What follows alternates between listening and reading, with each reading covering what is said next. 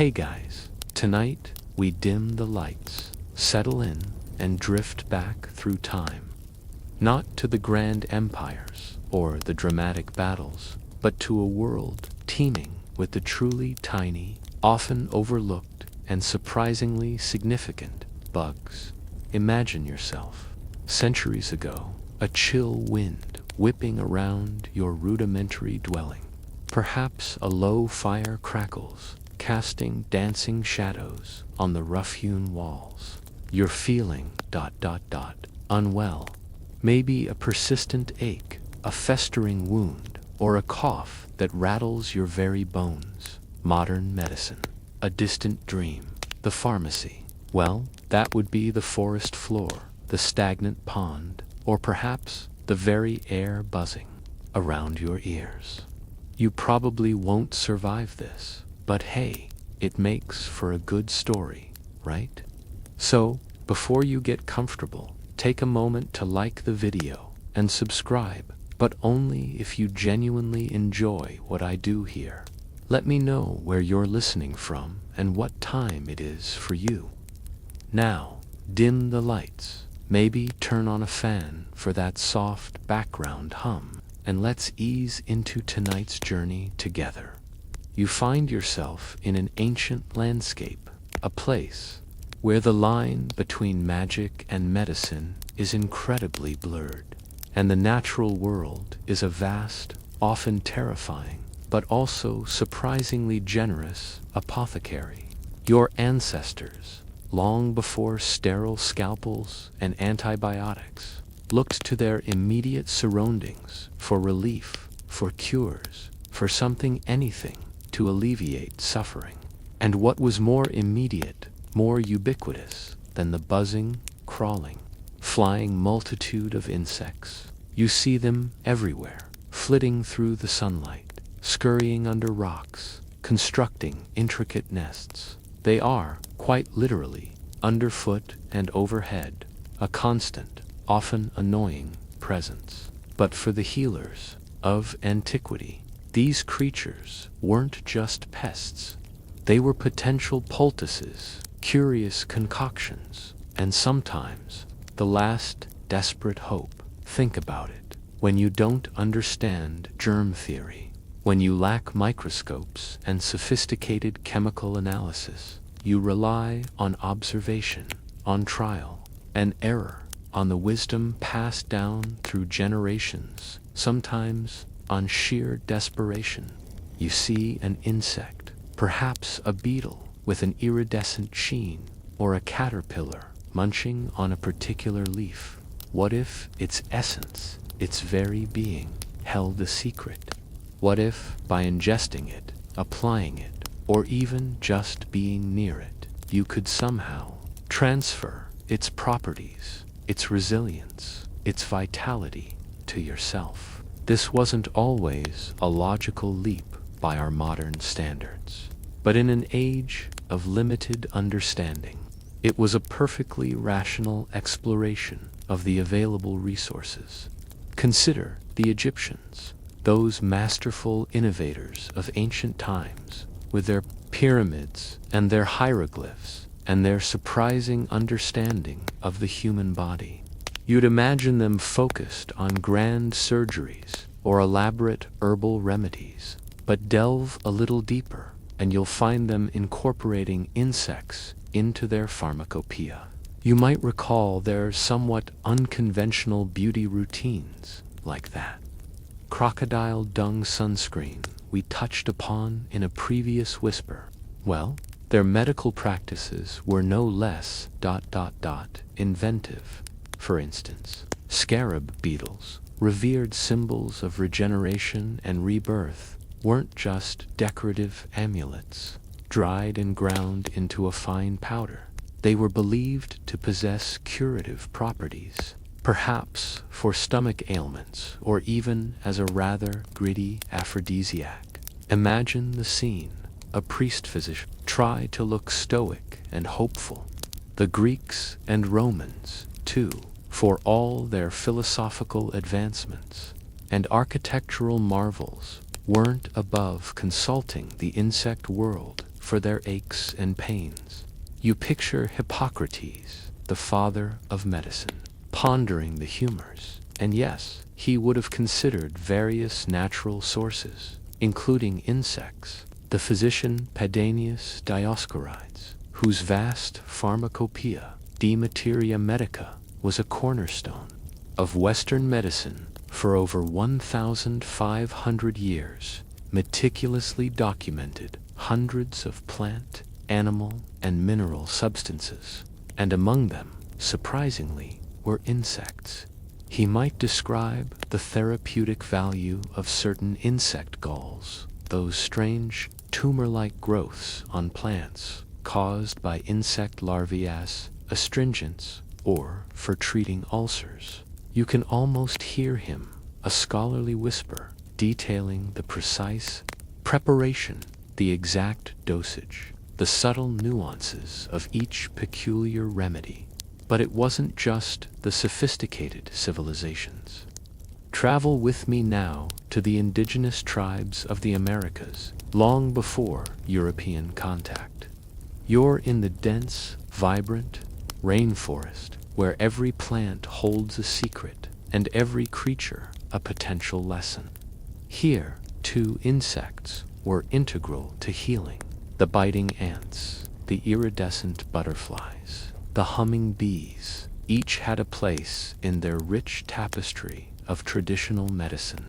Shamans and healers, through generations of keen observation and spiritual understanding, would have learned which insects, when applied or ingested, could reduce fever, staunch bleeding, or even induce a trance-like state for spiritual healing.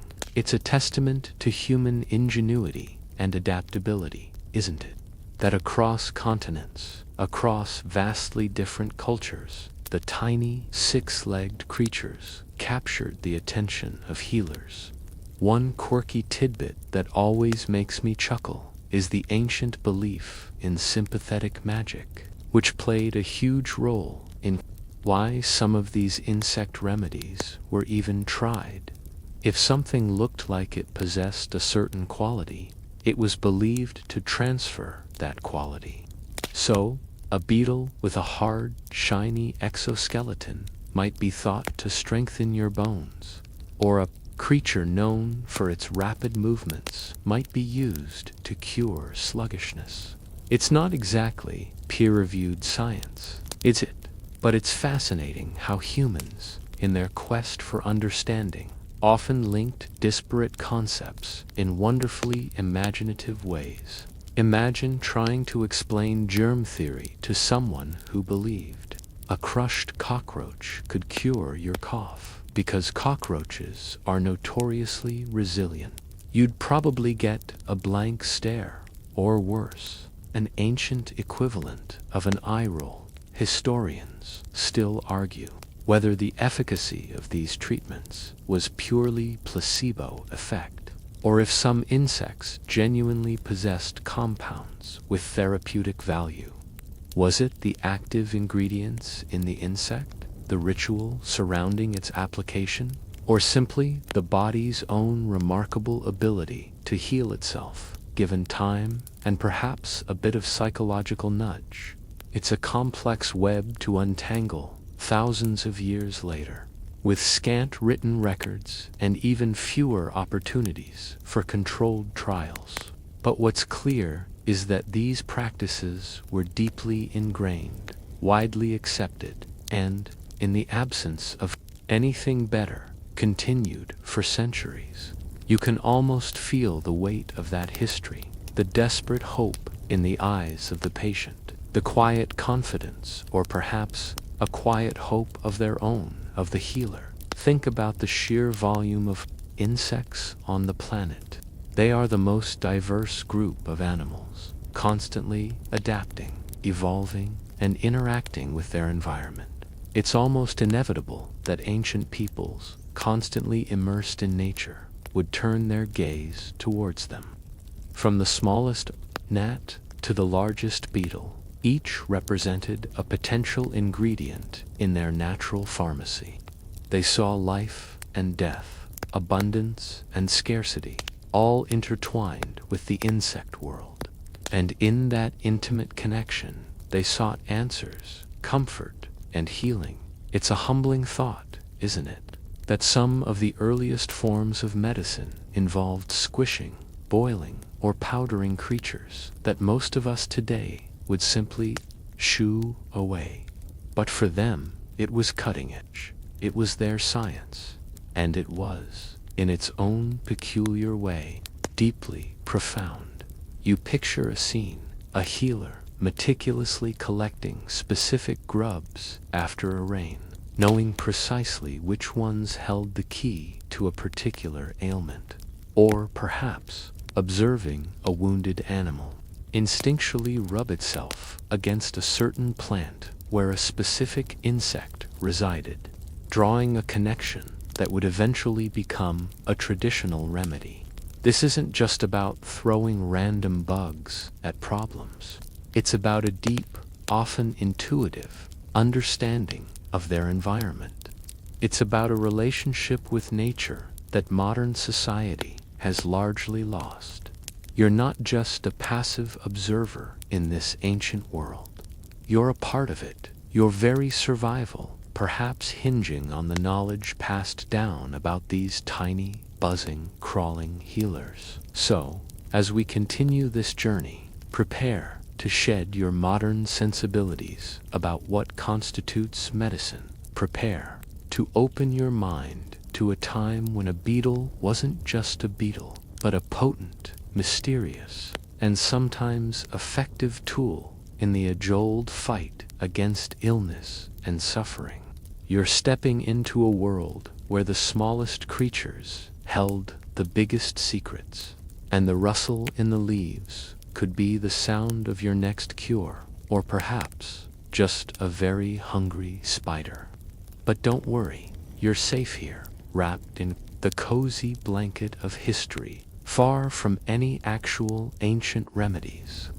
As you settle deeper into this historical journey, let's hone in on one of the most surprising and, perhaps, to our modern sensibilities, most unsettling of ancient insect remedies, the use of maggots. Yes, those squirming, pale larvae of flies, typically associated with decay and disease, were once considered a remarkable tool in the medical kit of healers across the globe.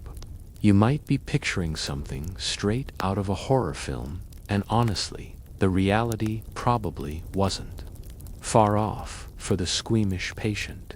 But for someone suffering from a deeply infected wound, the sight of these tiny wrigglers could have represented a beacon of hope. Imagine, for a moment, a soldier on a battlefield, perhaps in ancient Greece or a Roman legionary campaign. A deep gash, left untended, quickly becomes a festering mess. The flesh around it turns black. A putrid smell fills the air, and the pain is excruciating. Without antibiotics, gangrene is a swift and brutal killer. What do? You've tried herbal poultices, perhaps some wine to clean it, but nothing stops the relentless march of decay. Then, someone suggests a radical approach. Introduce the very creatures that thrive on necrotic tissue. This wasn't a random, desperate act. It was an observation honed over centuries. People noticed that wounds infested with maggots, while certainly unpleasant to look at, sometimes healed better than those left to fester unchecked. The maggots seemed to clean the wound, somehow removing the dead tissue while leaving the healthy flesh untouched. This phenomenon was noted independently by various cultures, suggesting a common thread of empirical observation across the ancient world. Let's start with the Mayans, those brilliant astronomers and architects of Mesoamerica. You're deep within the humid jungle, the air thick with the scent of earth and exotic blooms. A hunter returns with a badly infected leg. The local healer, a person of profound wisdom, gleaned from generations, might bring forth a gourd filled with a specific type of maggot, perhaps from a particular species of blowfly. Gently, carefully, these larvae would be placed upon the putrid wound. You watch, perhaps with a mix of revulsion and fascination, as they begin their work, a silent, slow ballet of biological debridement. The Mayan understanding of medicine was deeply intertwined with their spiritual beliefs, but their practical applications, like maggot therapy, show a keen eye for nature's processes. Travel across the oceans to the battlefields of Napoleonic Europe. While this is much later than ancient, the principles of maggot therapy were still very much alive, having been passed down through various medical texts and folk practices. French army surgeon Dominique Jean-Larry Emin, a man of considerable battlefield experience, famously observed that wounded soldiers whose injuries had become infested with maggots had a significantly higher survival rate than those whose wounds remained uninfected. He noted that the maggots consumed only the dead tissue, leaving the healthy flesh alone, effectively preventing gangrene. This was a direct, practical application of an ancient observation, proven again in the brutal crucible of war. Imagine Larry, amidst the chaos of battle, taking notes on the beneficial effects of fly larvae. It sounds like a dark joke, but it was a serious medical finding. The reason maggots are so effective lies in their biology. Certain species, primarily the larvae of the green bottle fly Lucilia sericata, possess enzymes that liquefy dead tissue, which they then ingest. Crucially, these enzymes do not harm healthy, living tissue. Furthermore, the maggots release antimicrobial compounds that actively fight bacterial infections within the wound. So, it wasn't just a cleaning process. It was also a crude, living, antibiotic system. You're essentially outsourcing the grim work of wound debridement to a tiny, highly specialized, and surprisingly efficient biological cleanup crew. It's like having a miniature, self-contained waste disposal unit that also happens to secrete antiseptics. Pretty neat, right? If you can get past the squirming. This practice wasn't always universally accepted. Even in ancient times, there would have been significant cultural barriers and revulsion, just as there is today for many people. Some healers might have embraced it, seeing the results, while others might have considered it too repulsive or unclean. Historians still argue whether the widespread adoption of maggot therapy was continuous across civilizations, or if it was repeatedly rediscovered out of necessity. Was it a consistent, documented medical practice in ancient Egypt, for example, or more of a folk remedy applied in desperate circumstances?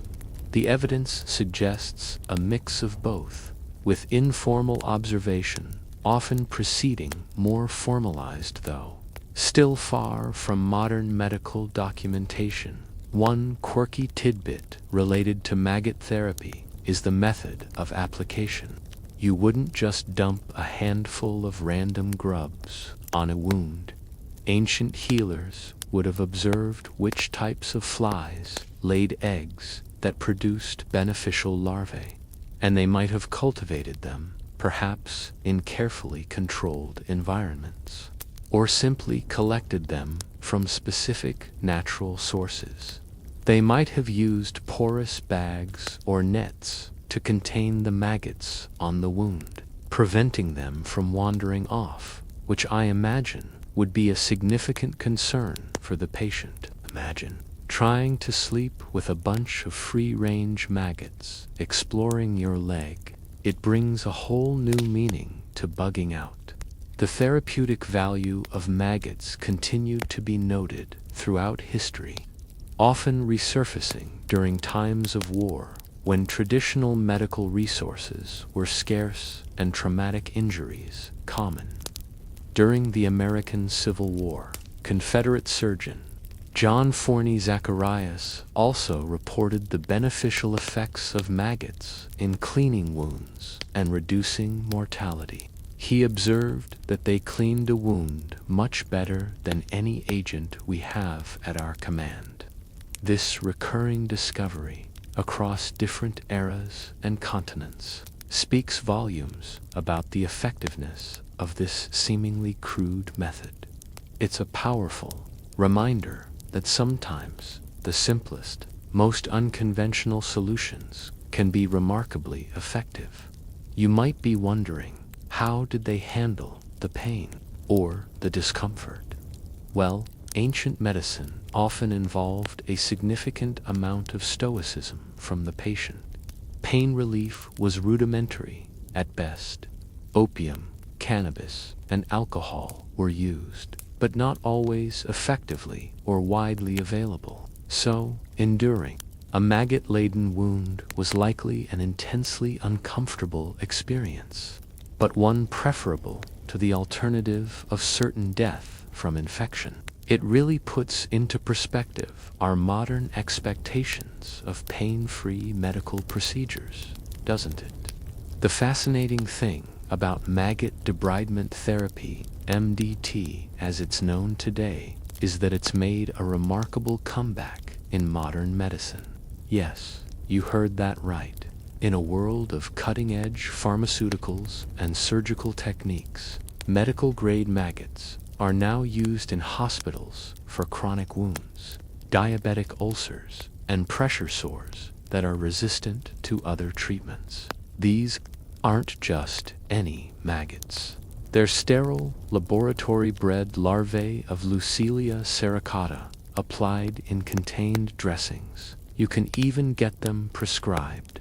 It's a fantastic example of a very ancient, seemingly primitive, medical practice being validated and reintroduced by contemporary science. It reminds you that sometimes looking back can reveal pathways forward. It's like discovering that your grandma's bizarre home remedy actually had scientific merit all along. The re-emergence of MDT highlights a broader truth about ancient medicine. While much of it was based on superstition or incomplete understanding, some practices, like the use of maggots, were rooted in keen observation of the natural world and possessed genuine efficacy. These were empirical treatments, discovered through trial and error, passed down through generations, and refined by experience.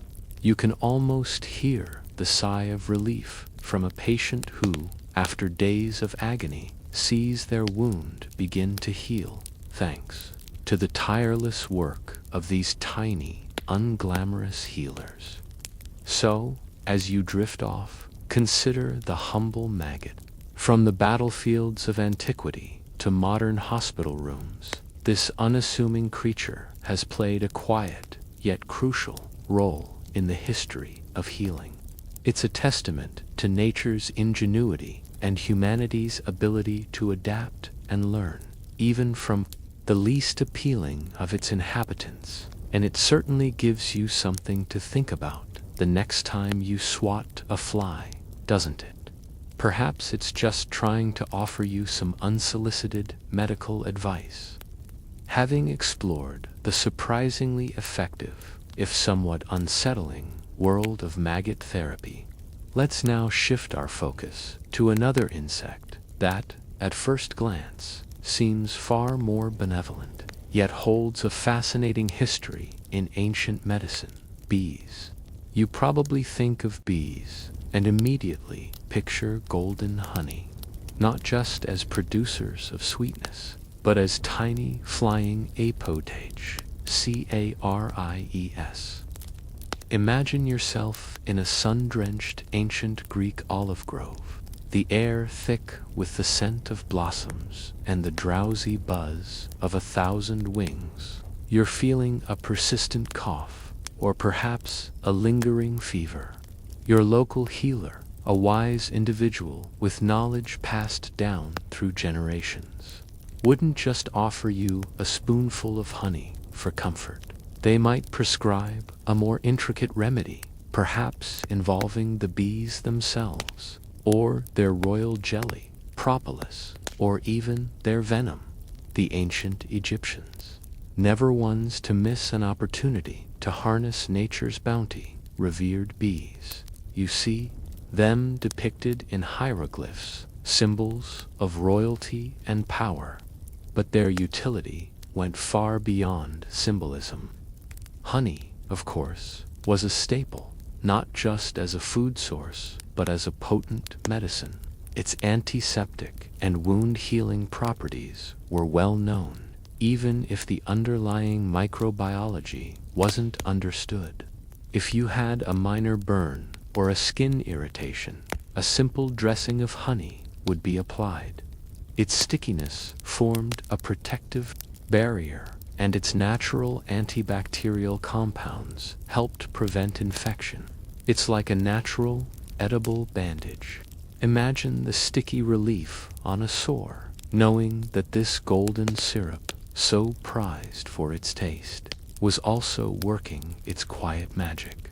But the Egyptians didn't stop at honey. They also used propolis, that sticky, resinous substance bees collect from tree buds to seal their hives. Propolis is a natural antiseptic and antimicrobial used by bees to keep their hives sterile. Ancient Egyptians likely recognized its preservative qualities, perhaps using it in embalming and certainly in medicine for its protective and healing properties, perhaps for treating skin conditions or as an internal remedy. You can almost smell the faint, resinous aroma as a healer carefully scrapes propolis from a hive. Now, let's fly over to ancient Greece, where the likes of Hippocrates, the aforementioned father of medicine, and later Galen were meticulously documenting the medicinal properties of natural substances. Honey, naturally, featured prominently in their texts. They prescribed it for a vast array of ailments, digestive issues, coughs, sore throats, and external wounds. Hippocrates himself recommended honey for fever, ulcers, and wounds. He might have suggested a honey and vinegar mixture for certain complaints, or a poultice combining honey with other herbs for skin conditions. You can almost hear his calm voice explaining the benefits of this golden liquid. A quirky tidbit that often goes overlooked is the use of bee venom therapy, or apitherapy, in ancient times. While certainly more painful than a spoonful of honey, the sting of a bee was believed by some to hold therapeutic value, particularly for joint pain and rheumatic conditions. The logic, rudimentary as it was, might have stemmed from observing swelling and inflammation after a sting, and then attempting to direct that localized inflammatory response to beneficial effect. It's a bit like fighting fire with fire, or, rather, fighting pain with more pain, in the hopes of a long-term gain, wouldn't you? Historians still argue whether bee venom therapy was a widespread, formalized practice, or more of a localized folk remedy passed down through specific communities. Documentation is sparse, often anecdotal, and doesn't paint a clear picture of its prevalence. However, the persistent mention of it across different eras suggests that the idea, at least, was known and experimented with. Perhaps it was a last resort, or a treatment reserved for conditions that resisted all other attempts. Moving further east, to ancient China, bees and their products were equally revered in traditional Chinese medicine, TCM, honey was considered a powerful tonic used to harmonize the spleen and stomach, moisten dryness, and relieve pain. Royal jelly, the milky substance fed to the queen bee, was considered a potent elixir for longevity and vitality. You'd imagine an emperor seeking out the rarest and most potent substances, and royal jelly would certainly have been on that list.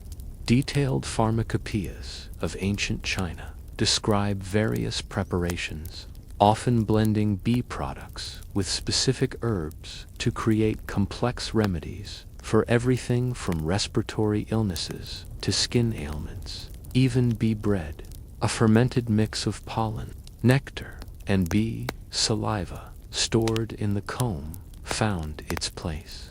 Rich in nutrients, it was sometimes consumed for general health and vitality. You're not just looking at a simple insect here, all recognized and utilized by ancient healers. It's like a whole pharmacy in a hive. The use of bee larvae also pops up in various ancient cultures, primarily as a nutritional supplement due to their high protein and fat content. But some traditions also ascribed medicinal properties to them, perhaps seeing them as embodying the vitality and growth of the hive. While less common than honey or propolis, it highlights the comprehensive way ancient peoples viewed and utilized every part of the bee colony. You can almost feel the gentle hum of the hive, a symbol of diligent work and natural productivity.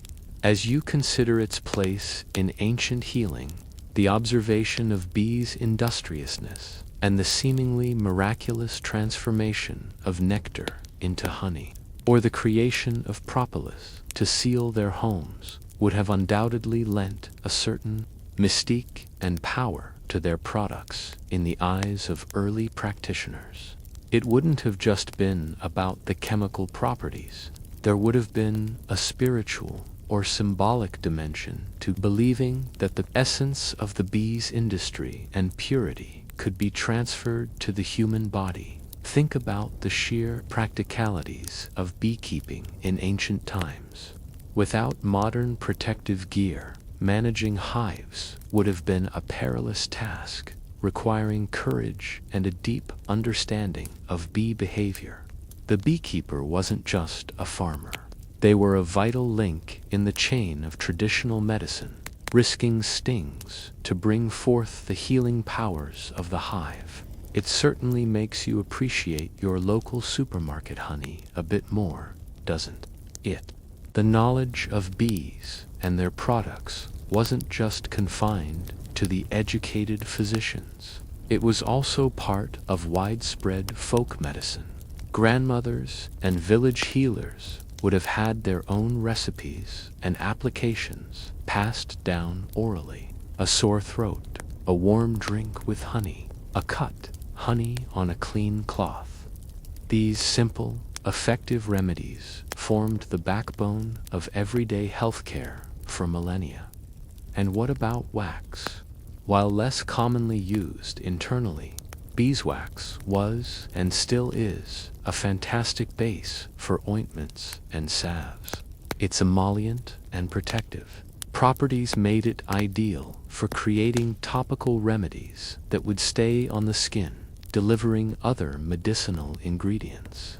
So, from the internal soothing of honey to the external protection of wax-based balms, the bee provided a full spectrum of therapeutic options. The story of bees in medicine is a testament to the comprehensive understanding ancient societies had of their natural world. They didn't just see a source of food, they saw a living pharmacy buzzing with potential cures. And in a world without synthetic drugs, every natural resource was precious, every observation a potential breakthrough. You're walking through ancient markets, smelling the sweet scent of honey alongside pungent herbs, each promising relief. From the golden sweetness of honey and the protective hum of the beehive, we now venture into a more primal, almost martial, realm of insect medicine. The surprising role of ants. When you think of ants, you likely imagine tiny, industrious creatures, perhaps a nuisance at picnics, or maybe marvel at their incredible strength and organized colonies. But for ancient healers, ants were more than just a ubiquitous presence. They were a source of pain relief, wound closure, and even a peculiar form of stimulant. Imagine yourself in a vibrant, with the scent of spices and the chatter of merchants. You've suffered a small but deep laceration on your arm. It's bleeding freely, and you need to close it up. Modern sutures are millennia away. What do?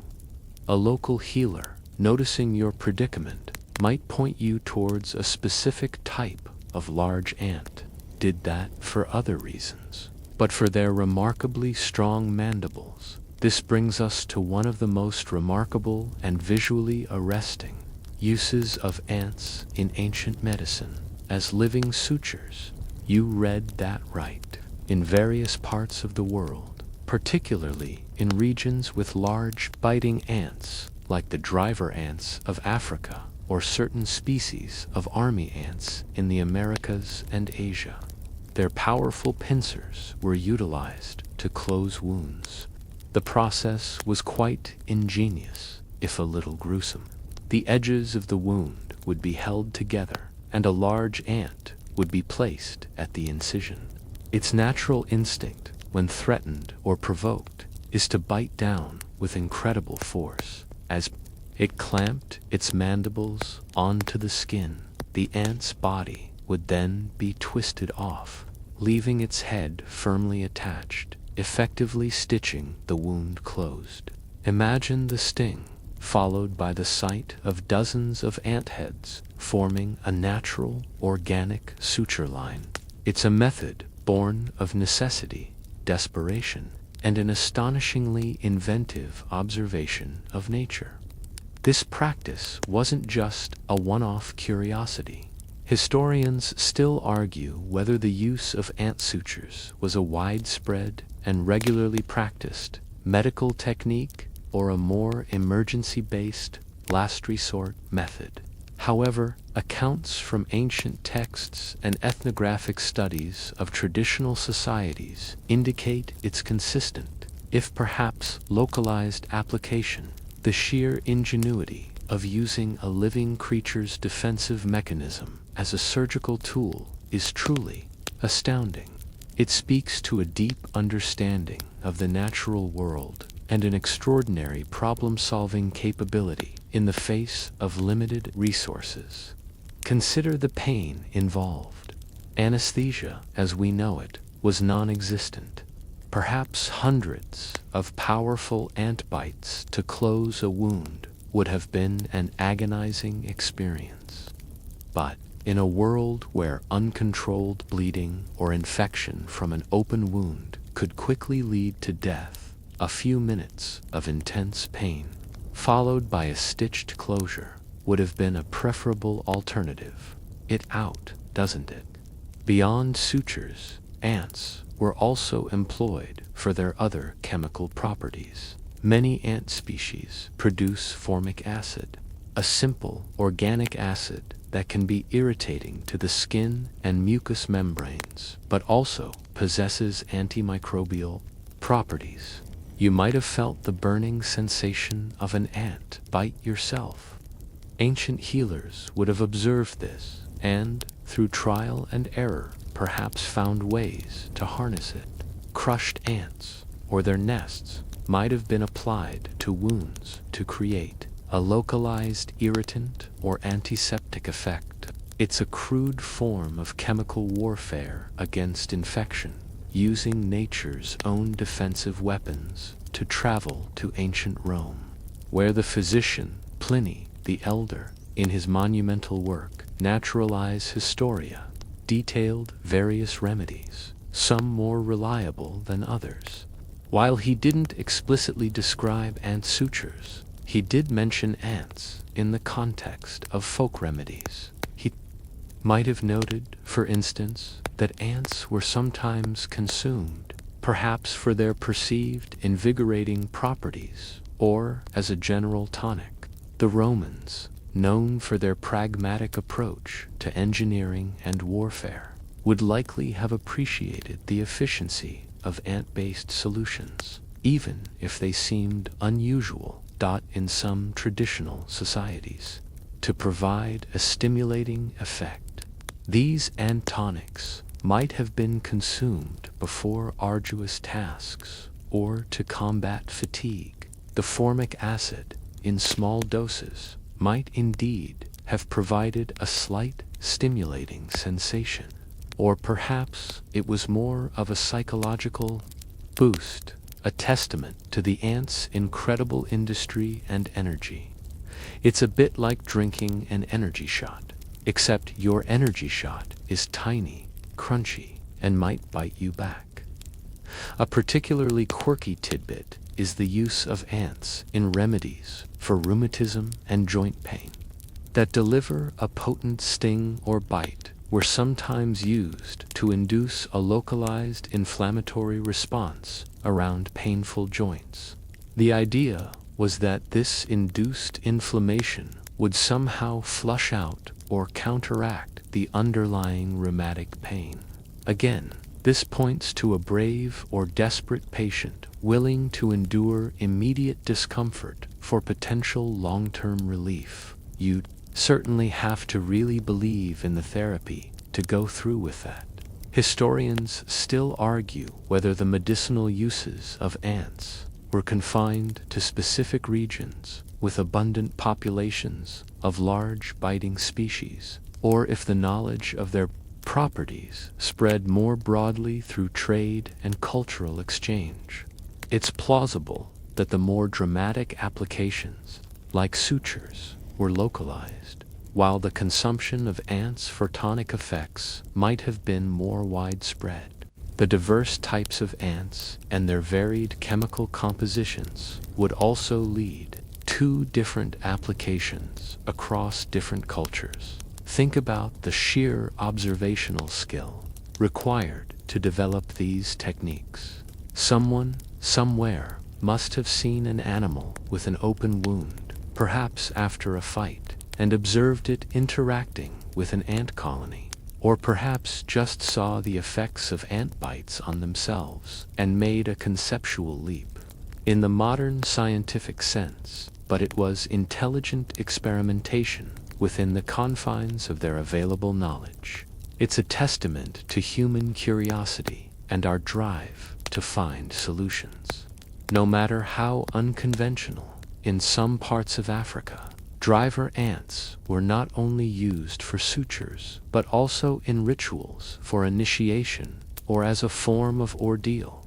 The sting and the subsequent localized inflammation were seen as a test of endurance and a symbol of resilience. While not purely medicinal, it highlights the deep cultural and practical integration of these formidable insects into daily life and belief systems. You wouldn't just use them for medicine. You'd respect their power. The very resilience and communal nature of ants might have also lent them a symbolic power in ancient healing. Complex societies, and that seems to never tire, might have been seen as embodying strength, perseverance, and vitality, qualities healers would wish to transfer to their patients. It's a holistic view of medicine, where the physical properties of a creature are intertwined with its symbolic meaning. So, the next time you see an ant scurrying across your path, pause for a moment. Instead of just a tiny insect, consider its surprising historical legacy in the world of medicine. From stitching wounds on ancient battlefields to providing a peculiar form of pain relief, ants, in their small but mighty way, played a significant, if often overlooked role in the history of human healing. They remind us that medicine wasn't always clean, comfortable, or even particularly pleasant, but it was always resourceful, always adapting, and always seeking to alleviate suffering, even if it meant getting a little bit bitten in the process. You can almost feel a tiny phantom nip on your arm, a gentle reminder of the ant's historical contribution.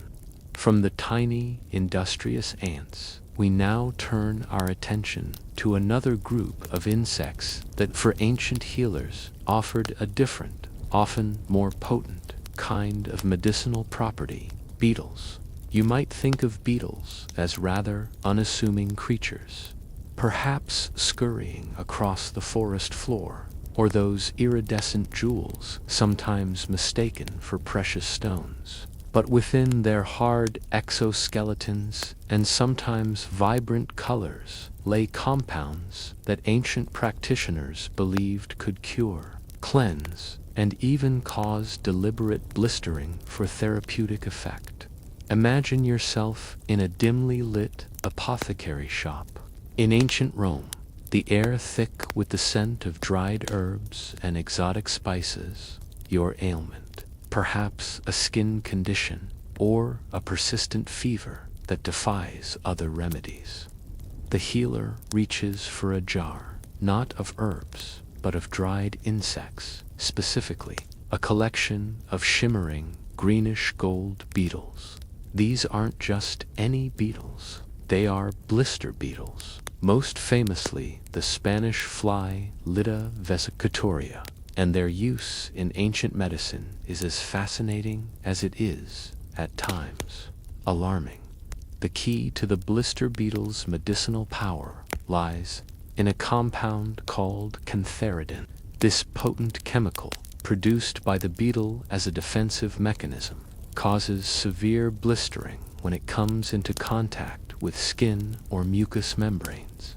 While we today understand this as a caustic irritant, ancient healers saw the blistering as a therapeutic action. The creation of a blister was believed to draw out disease or bad humors from the body. It was a form of counter-irritation, a way to redirect the body's focus and hopefully its healing efforts. You can almost feel the searing heat as a crushed beetle paste is applied, a sensation followed by the slow, painful rise of a blister. The Greeks and Romans extensively documented the use of blister beetles. Pliny the Elder, in his naturalized Historia, described various applications, including their use as a depilatory hair remover. Imagine that. And, more commonly, as a vesicant to raise blisters. Galen, another influential Roman physician, also discussed cantharidin's properties. They understood its potency and warned against its internal use due to its highly toxic nature. Despite the risks, the perceived benefits for chronic skin conditions, joint pain, and even certain types of fever made it a valuable, albeit dangerous, tool. This practice of therapeutic blistering wasn't unique to the West. In traditional Chinese medicine TCM, certain types of blister beetles were also utilized. They were often carefully prepared to mitigate their toxicity, sometimes by frying them with other ingredients or incorporating them into complex herbal formulas for very specific conditions, usually involving stagnant energy or blockages. The intent was similar: to provoke a strong reaction, to move something out of the body. You can picture a TCM practitioner with centuries of accumulated wisdom, carefully weighing the potent, dangerous powder of the beetle. Historians still argue whether the precise dosages and methods of preparation for blister beetles were widely standardized, or if there was significant variation and risk associated with their use across different regions and practitioners. Given the beetle's toxicity, it's highly probable that accidental poisonings were not uncommon. Highlighting the fine line, ancient healers walked between remedy and harm. It's like playing a delicate game of pharmacological Russian roulette, hoping the therapeutic effect outweighs the inherent danger. A quirky tidbit related to cantharidin is its notorious reputation as an aphrodisiac. This dangerous misconception stems from the fact that internal consumption of cantharidin can cause irritation and inflammation of the genitourinary tract, leading to a sensation of increased blood flow and stimulation. However, this effect is due to irritation and is accompanied by severe pain, kidney damage, and can even be fatal. It's a classic example of desperate measures leading to incredibly risky practices, turning a deadly poison into a supposed love potion. You can imagine the hushed whispers and ill-advised experiments in the ancient world, often with tragic consequences. Beyond blister beetles, other types of beetles found their way into ancient remedies. Certain ground beetles, or dung beetles, for instance, were sometimes consumed or applied topically, though their specific medicinal properties were often less dramatic and more aligned with general tonics or folk remedies. Perhaps it was their perceived strength, their connection to the earth, or simply their abundance that led to their inclusion. Consider the notion of sympathetic magic again. A beetle with a hard protective shell might have been thought to impart strength or protection to the bones or skin. A beetle that burrows into the earth might have been believed to help draw out impurities from the body. These were not scientific rationales, but deeply ingrained ways of understanding and interacting with the natural world, linking form and function, appearance and effect. The knowledge of how to properly prepare and administer these remedies would have been closely guarded. Imagine a master healer teaching an apprentice, carefully demonstrating the precise amount of dried beetle to grind, the right consistency for a paste, and the duration of application. This wasn't just about ingredients, it was about technique, experience, and an intuitive understanding of the potent forces they were wielding.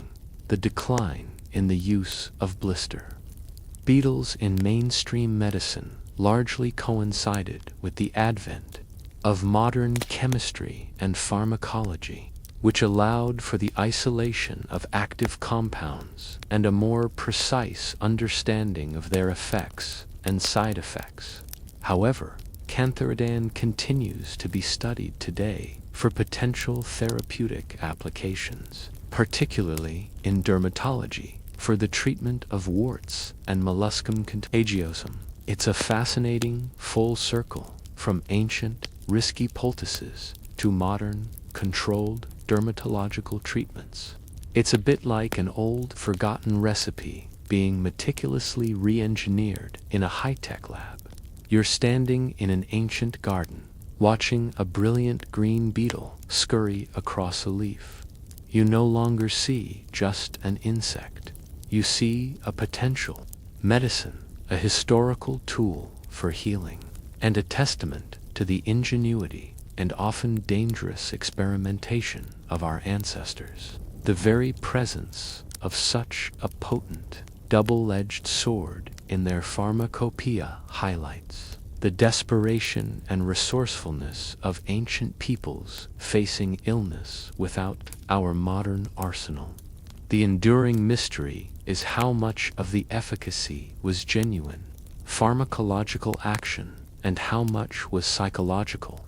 When you're gravely ill and a respected healer applies a strange, powerful remedy that causes a dramatic physical reaction, the psychological impact alone could be significant. The body's own healing mechanisms are powerful, and belief in the cure can sometimes be a potent catalyst. So, as you drift deeper into sleep, reflect on the humble yet powerful beetle. From the searing pain of a therapeutic blister to the accidental tragedy of an overdose, these creatures represent a frontier of ancient medicine that was both bold and perilous. They remind us that healing has always involved a delicate balance, a willingness to experiment, and an enduring curiosity about the hidden powers of the natural world, even the most unexpected corners of it. You can almost feel a faint tingling sensation on your skin, a memory of ancient remedies. Having journeyed through the realms of maggot therapy, the sweet benefits of bees, and the potent, when you think of spiders, the immediate reaction is often one of apprehension or perhaps mild disgust. But for ancient healers, the intricate, shimmering threads they spun were seen as a natural bandage, a protective covering, and a substance with surprising hemostatic blood-clotting properties. Imagine yourself in a secluded corner of an ancient healing garden, perhaps in rural Greece, or even among the tribal communities of Africa. You've sustained a nasty cut, and while not deep enough for ant sutures, it's bleeding persistently. The local practitioner, with gentle hands, doesn't reach for a linen bandage, but rather for a delicate, almost ethereal web, carefully plucked from a nearby bush or tree. This isn't just any spider web. It's from a specific type of spider, known for producing particularly strong and resilient silk. The use of spider webs to stop bleeding and aid in wound healing is one of the more straightforward and intuitively understandable applications of insects, or in this case, arachnids, in ancient medicine. People would have observed that wounds, when covered by a spider web, seemed to stop bleeding more quickly and sometimes appeared to heal better. The silk acts as a natural fine mesh that provides a physical barrier, helping to trap blood cells and promote clotting. You can almost feel the light, almost imperceptible touch of the silk as it adheres to your skin, pulling the edges of the cut together. Ancient Greek and Roman physicians, including Pliny the Elder, made note of spider webs in their medical texts. They recommended their use for fresh wounds to stop bleeding. Dioscorides, in his De Materia Medica, also mentions spider webs for their astringent properties, which would have been interpreted as their ability to contract tissues and staunch blood flow. This was a common and practical remedy, especially given the limited sterile dressing materials available at the time, where spider silk and webs were also documented in traditional remedies. In traditional Chinese medicine, TCM, spider webs were believed to have cooling properties and were used topically for skin inflammations, boils, and of course, to stop bleeding. The focus here might have been less on the physical clotting mechanism and more on balancing the body's internal energies or reducing heat. It showcases how different cultures, observing the same natural phenomenon, might ascribe different yet equally valid within their framework explanations for its efficacy. Historians still argue whether the perceived benefits of spider webs were solely due to their physical properties, like clotting and barrier protection, or if there were also unknown antimicrobial compounds present on the silk that contributed to healing. While direct antimicrobial properties of spider silk itself are still debated, the physical barrier it provides certainly helps prevent external contaminants from entering the wound. It's plausible that the combination of physical barrier and perhaps incidental antimicrobial action from trapped dust or other environmental It's renowned as one of the strongest natural fibers, stronger than steel by weight. While ancient healers might not have had a scientific understanding of its tensile strength, they would have intuitively recognized its durability and resilience.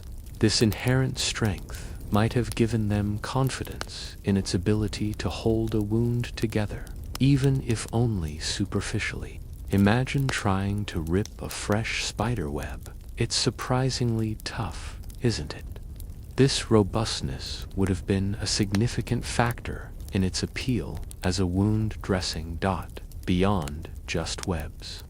Some cultures also used the spiders themselves, though less commonly for direct medicinal application than their silk. For instance, in some parts of Africa, certain large non-venomous spiders might have been crushed and applied as a poultice, or their roasted bodies consumed for various ailments, possibly for their protein content or based on sympathetic magic, believing that the spider's agility or web-spinning ability could transfer vitality. This is a bit more fringe, of course, but it speaks to the comprehensive experimentation of ancient peoples. The practicality of using spider webs was paramount. They were ubiquitous in many environments, easy to collect with a stick, carefully, and could be applied quickly in an emergency. This made them an ideal first aid measure in a world without prepared bandages or antiseptics. You're in a survival situation, far from any established settlement, and a sudden injury demands immediate attention. What do you reach for? The answer, for countless generations, might have been the shimmering work of a diligent arachnid. Think about the observation skills required. Not all spider webs are the same. A healer would have known which types of webs were most effective, perhaps the denser, stickier orb webs, or the finer, more absorbent sheet webs. This knowledge would have been passed down, not through written texts, but through demonstration, an oral tradition. You can almost see the experienced hands, deftly gathering the delicate strands without tearing them. The widespread use of spider webs persisted for a very long time. Even into the 18th and 19th centuries, military surgeons were still reported to use spider webs on battlefields to help staunch bleeding. It wasn't until the advent of sterile dressings and a deeper understanding of germ theory that the practice gradually faded from mainstream medicine.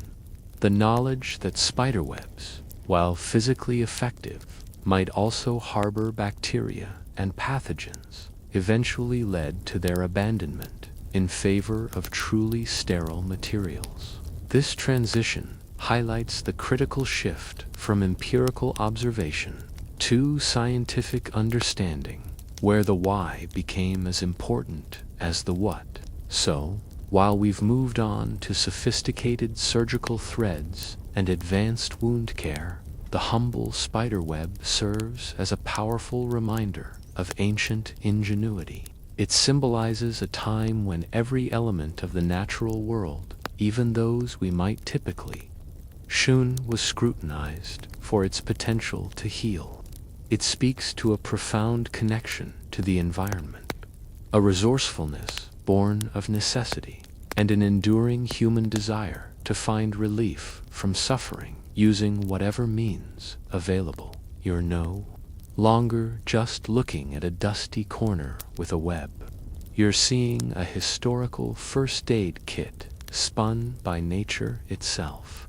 From the delicate, strengthening touch of spider silk, we descend into a realm that, for many, evokes a shiver of primal disgust, the world of cockroaches. You might grimace at the very mention of them, picturing scurrying shadows in a dimly lit kitchen, symbols of filth and infestation.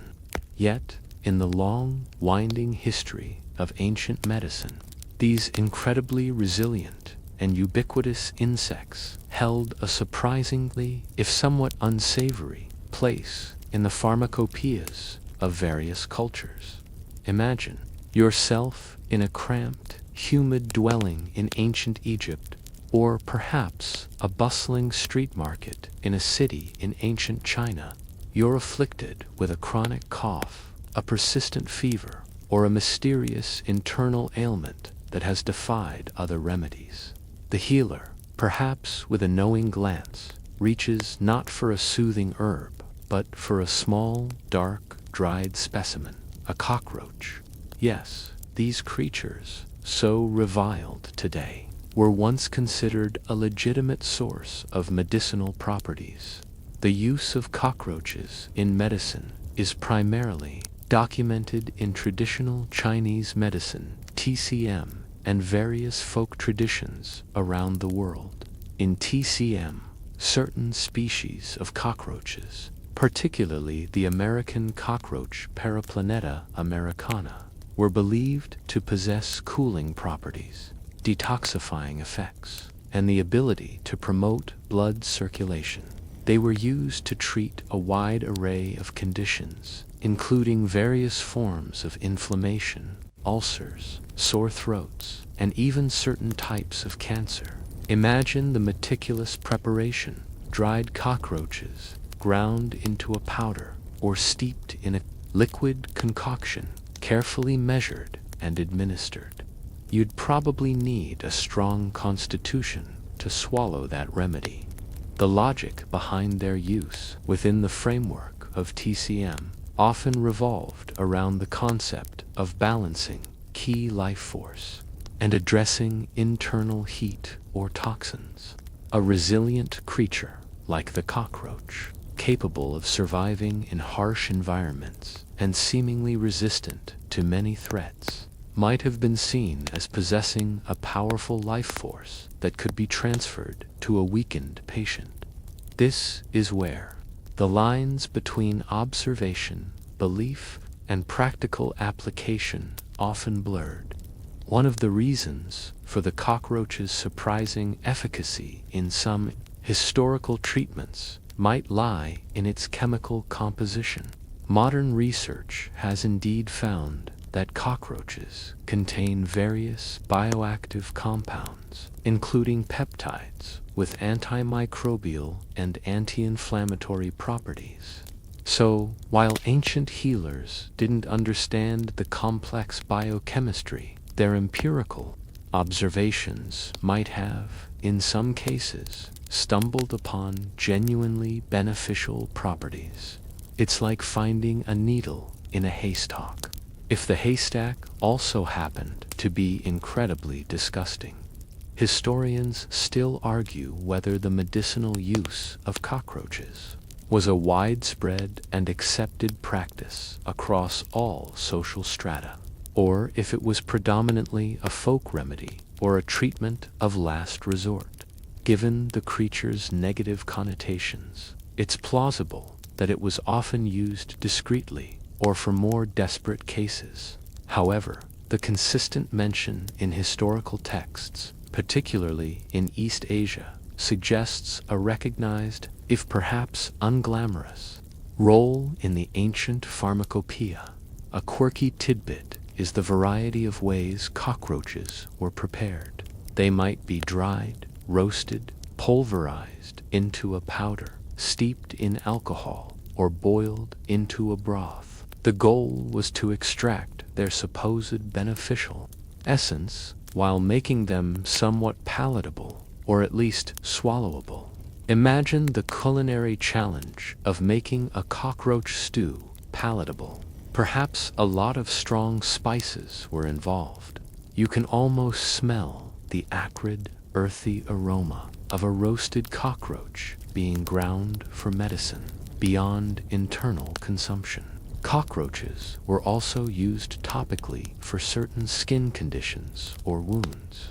A paste made from crushed cockroaches might have been applied to boils, ulcers, or rashes. Again, this external application might have been less psychologically challenging for the patient. but still far from pleasant. The resilience of the cockroach itself likely played a role in its perceived medicinal value. A creature that can survive nuclear fallout, a common, if exaggerated, myth, endures starvation for weeks, and adapt to virtually any environment might, to an ancient mind, possess an incredible life force or immunity that could be transferred to an ailing human. This is a classic example of sympathetic magic at play, where the perceived qualities of the creature are believed to manifest in the patient. You're trying to absorb the cockroach's indomitable will to survive, one crunchy dose at a time. In some parts of the world, particularly in rural and economically disadvantaged areas, the traditional use of cockroaches in medicine persists even today. This is often driven by a lack of access to modern pharmaceuticals and a continued reliance on traditional healing practices passed down through generations. While certainly not advocated by modern science, it highlights the enduring legacy of these ancient remedies. Think about the context of ancient sanitation and hygiene. Cockroaches would have been an unavoidable part of daily life, particularly in urban environments, ripe for experimentation in the desperate search for cures. It's a testament to human resourcefulness that even the most reviled creatures were examined for their potential utility. The transition away from cockroach-based remedies in mainstream medicine largely occurred with the rise of microbiology and the understanding of disease transmission. The idea of introducing a creature known for living in unsanitary conditions into a sick person's body became unthinkable as germ theory gained traction. However, the historical record stands as a testament to the ingenuity and resourcefulness of ancient healers who worked with the materials available to them, no matter how unappealing. So, as you drift off to sleep, consider the humble cockroach. From a reviled pest to a surprising medicinal ingredient, its journey through human history is a peculiar one, a bizarre or even dangerous practice in another. It also serves as a subtle reminder of the incredible adaptability of life, both in the cockroach itself and in the human drive to survive and heal. You can almost feel a tiny, ticklish sensation, a phantom memory of the cockroach's unexpected role. From the surprisingly therapeutic, if unsettling, world of cockroaches, we now take to the skies and delve into the fascinating, often desperate, historical medicinal uses of locusts. When you envision locusts, you likely conjure images of biblical plagues, vast swarms, devouring crops, and widespread famine. Indeed, their destructive power has shaped human history for millennia. But paradoxically, these very agents of devastation sometimes became a source of hope for ancient healers, not just as food, but as medicine.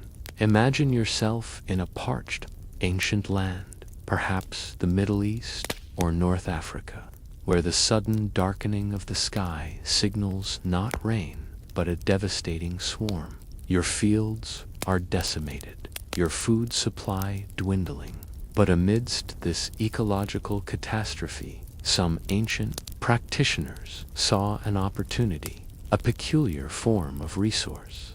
While primarily a food source during lean times, packed with protein, a desperate sustenance, locusts also found their way into medical texts and folk remedies. The use of locusts in medicine is less about a specific bioactive compound and more about their sheer abundance, and often a belief in their symbolic power or a desperate attempt to find any relief from ailments in times of widespread hardship. in the ancient Near East and parts of Africa, where locust swarms were a recurring nightmare. Various parts of the locust dried ground, or boiled, were incorporated into remedies. One prominent historical use, though not exclusive to locusts, was their application in the treatment of digestive ailments and urinary problems. Perhaps it was the observation that locusts could consume vast quantities of vegetation, leading to the belief that they could somehow clear or process blockages within the human body. Think about it. If a creature can clear entire fields, maybe it can clear your clogged intestines. It's a classic example of sympathetic magic, where the observed behavior of the creature is believed to transfer to the human body. In some traditions, crushed or powdered locusts were used for earaches, or even as a remedy for bladder stones.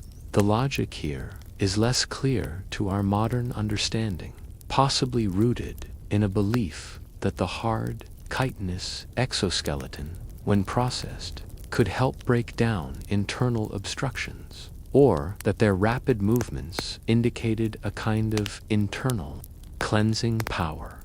You can almost feel the gritty texture of the powdered locust, a desperate spoonful swallowed in the hope of relief. Historians still argue whether the medicinal applications of locusts were truly effective in any physiological sense, or if their perceived benefits were largely psychosomatic, driven by desperation and the placebo effect.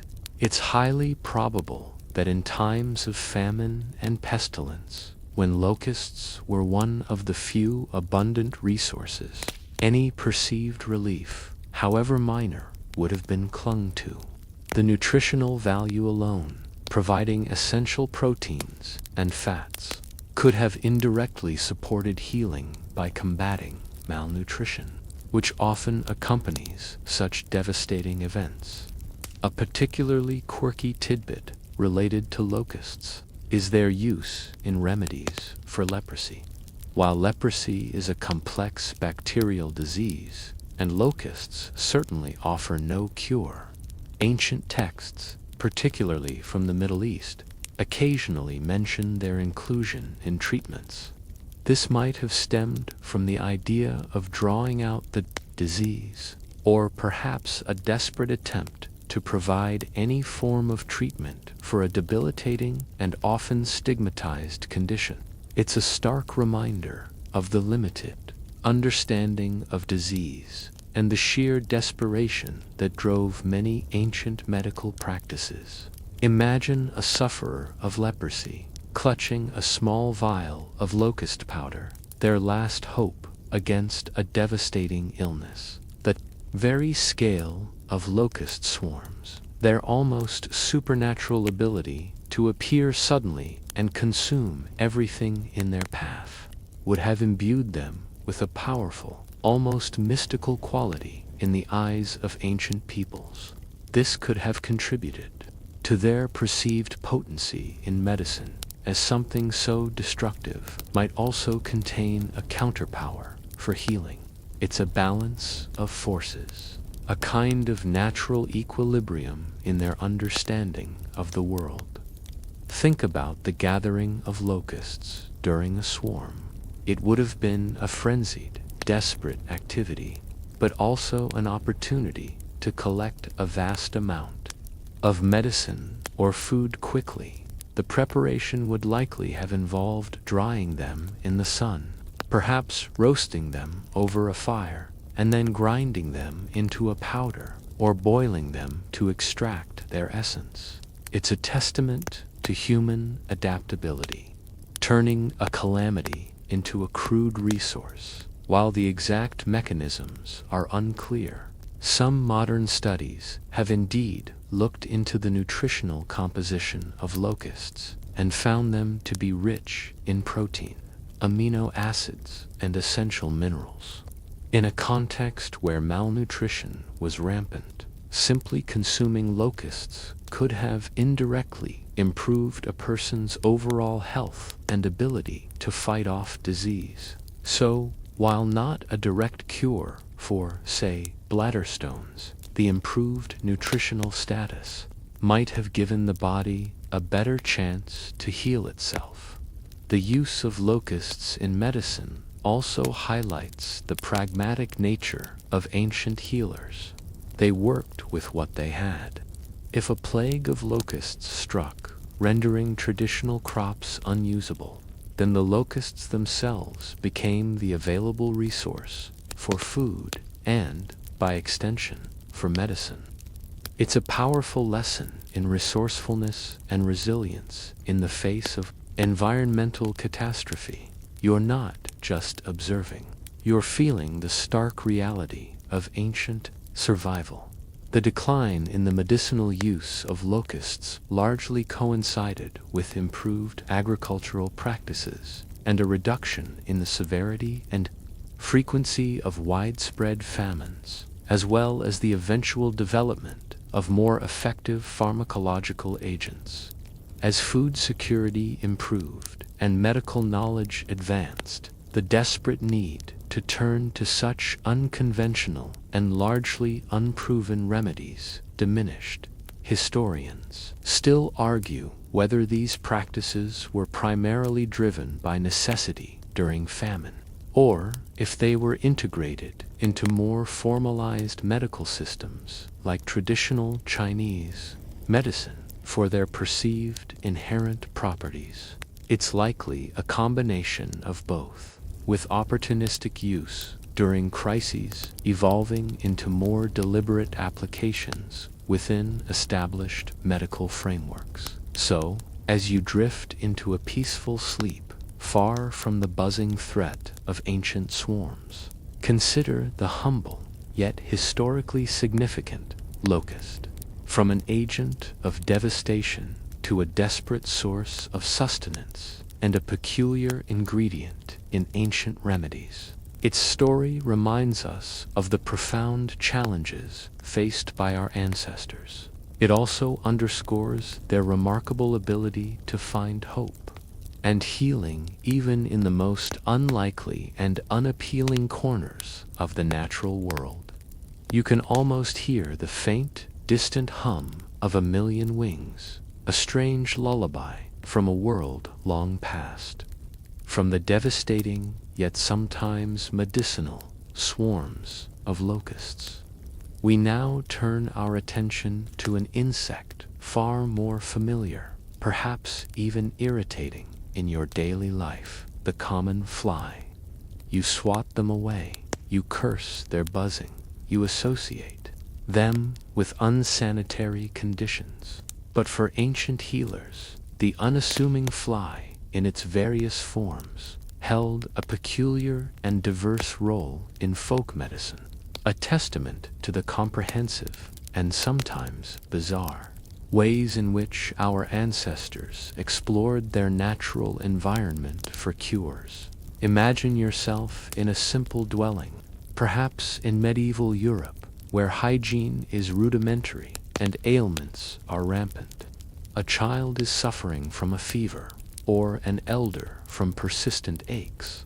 The village-wise woman, a repository of generational knowledge, might concoct a remedy that includes not some rare herb, but the common housefly, or perhaps its larval stage, a maggot, though we've covered those already. Remember, the specific type of fly and its preparation would vary wildly, a true reflection of localized folk traditions. The use of flies in ancient medicine is less about a universally recognized fly medicine and more about an array of disparate, localized practices. In some cultures, for instance, dried and powdered flies were ingested for various ailments. The thinking behind this was often rooted in sympathetic magic or a belief in the transfer of the insect's perceived qualities. For example, a fly's rapid movements might lead to the belief that it could cure sluggishness or promote quick recovery, or perhaps its ubiquitous presence meant it contained some fundamental life force that could be harnessed. You can almost feel the dry, brittle crunch of a pulverized fly as it's mixed into a desperate drink in ancient Greece and Rome. While not a primary component of formalized medical texts, flies and fly larvae, separate from the therapeutic maggots we discussed, occasionally appeared in folk remedies. For instance, Pliny the Elder, ever the meticulous recorder of natural history, mentions various insects, including flies, in his compendium of remedies, though often with a degree of skepticism or as part of more obscure practices. This suggests that while not mainstream, the idea of using flies for healing was certainly within the cultural consciousness. A quirky tidbit is the use of certain types of flies or their secretions for eye ailments. Some traditions believed that the liquid secreted by certain flies, or a paste made from crushed flies, could help clear up eye infections or soothe irritation. The logic here is highly speculative, possibly due to a brief cooling sensation, or perhaps a mild antiseptic quality in some secretions. However, this was likely more harmful than helpful, potentially introducing pathogens to an already delicate area. Imagine enduring a fly paste on your irritated eye. Definitely not for the faint of heart. Historians still argue whether the effectiveness of these fly-based remedies was ever more than pure placebo, or if any genuine, albeit unproven, pharmacological effects were at play. Given the unhygienic nature of flies, it's far more likely that many of these remedies were ineffective or even detrimental, potentially introducing new infections rather than curing existing ones. However, in the absence of scientific understanding, hope and tradition often guided medical choices. Consider the sheer availability of flies. They are everywhere.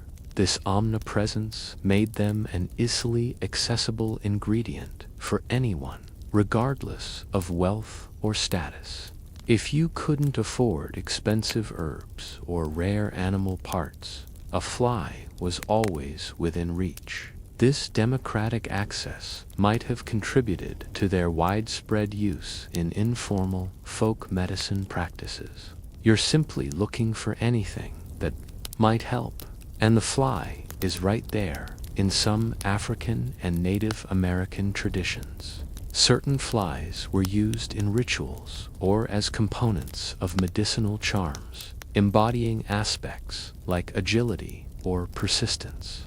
While not direct consumption, this highlights the broader cultural integration of insects into belief systems that included healing.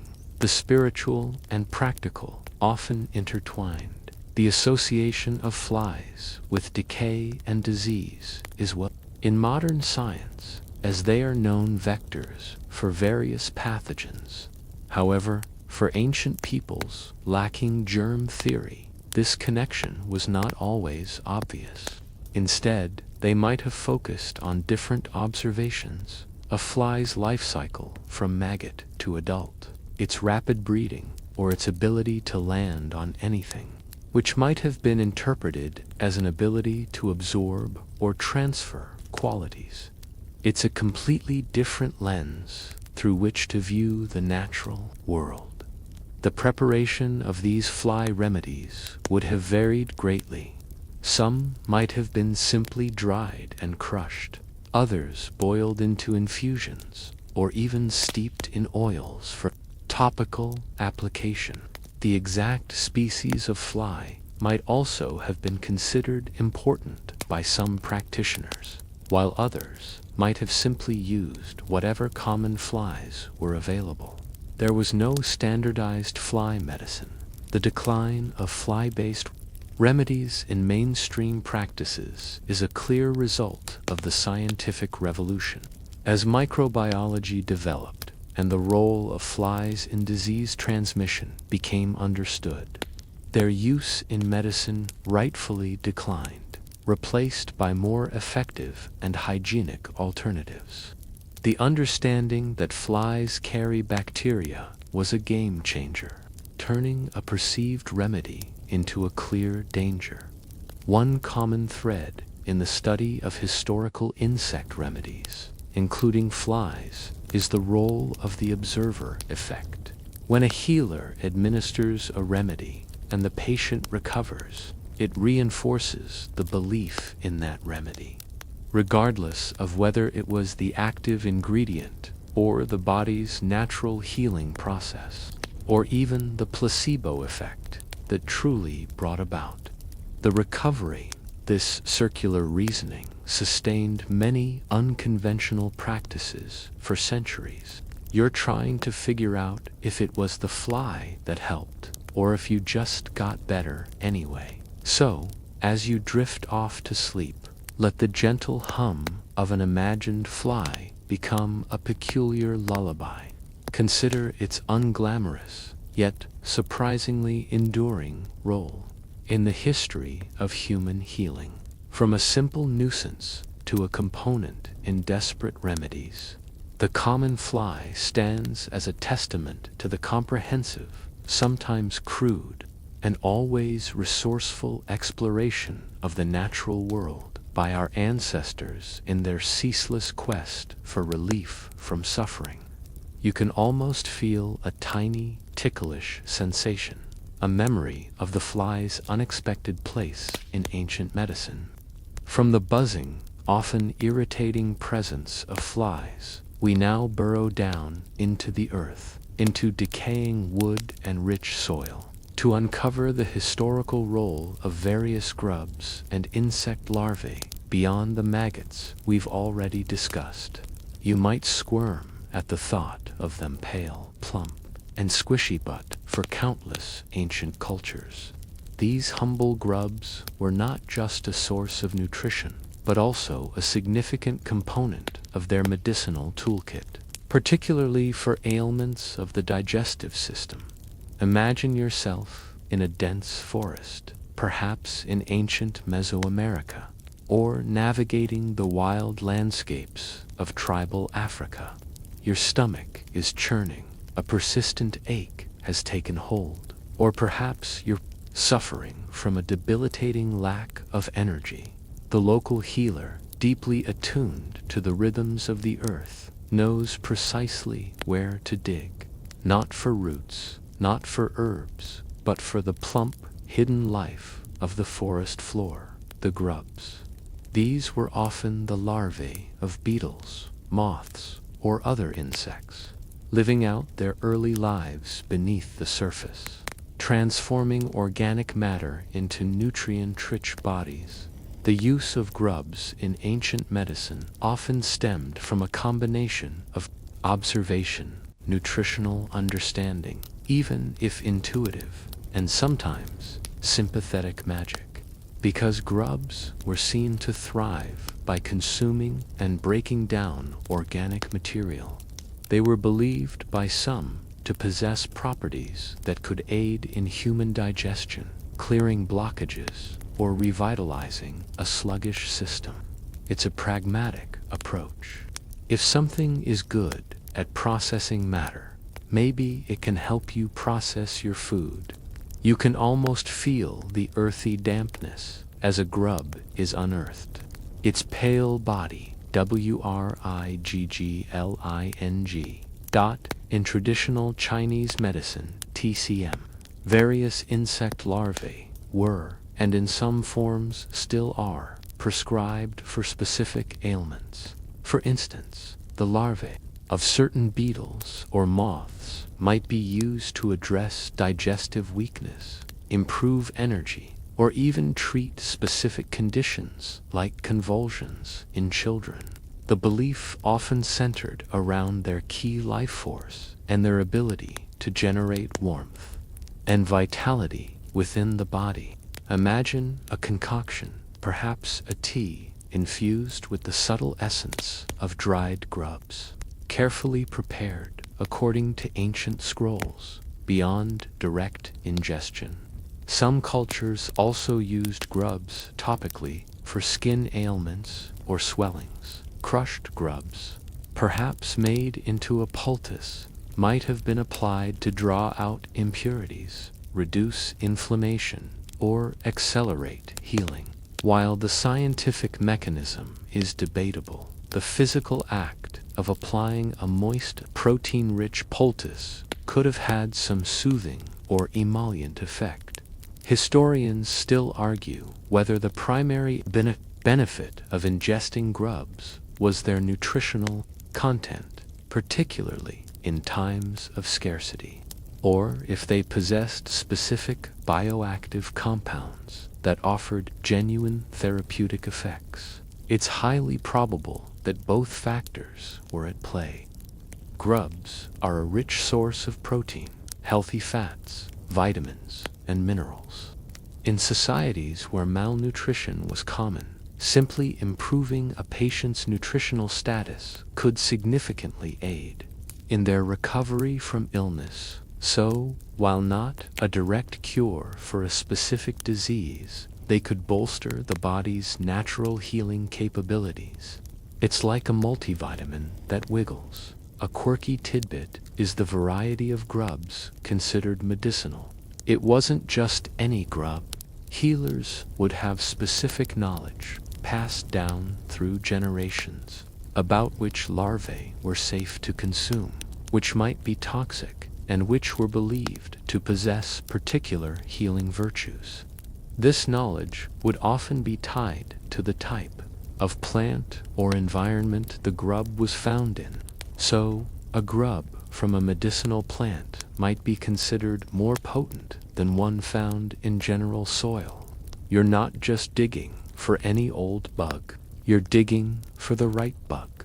Consider the role of paleo-dietary practices.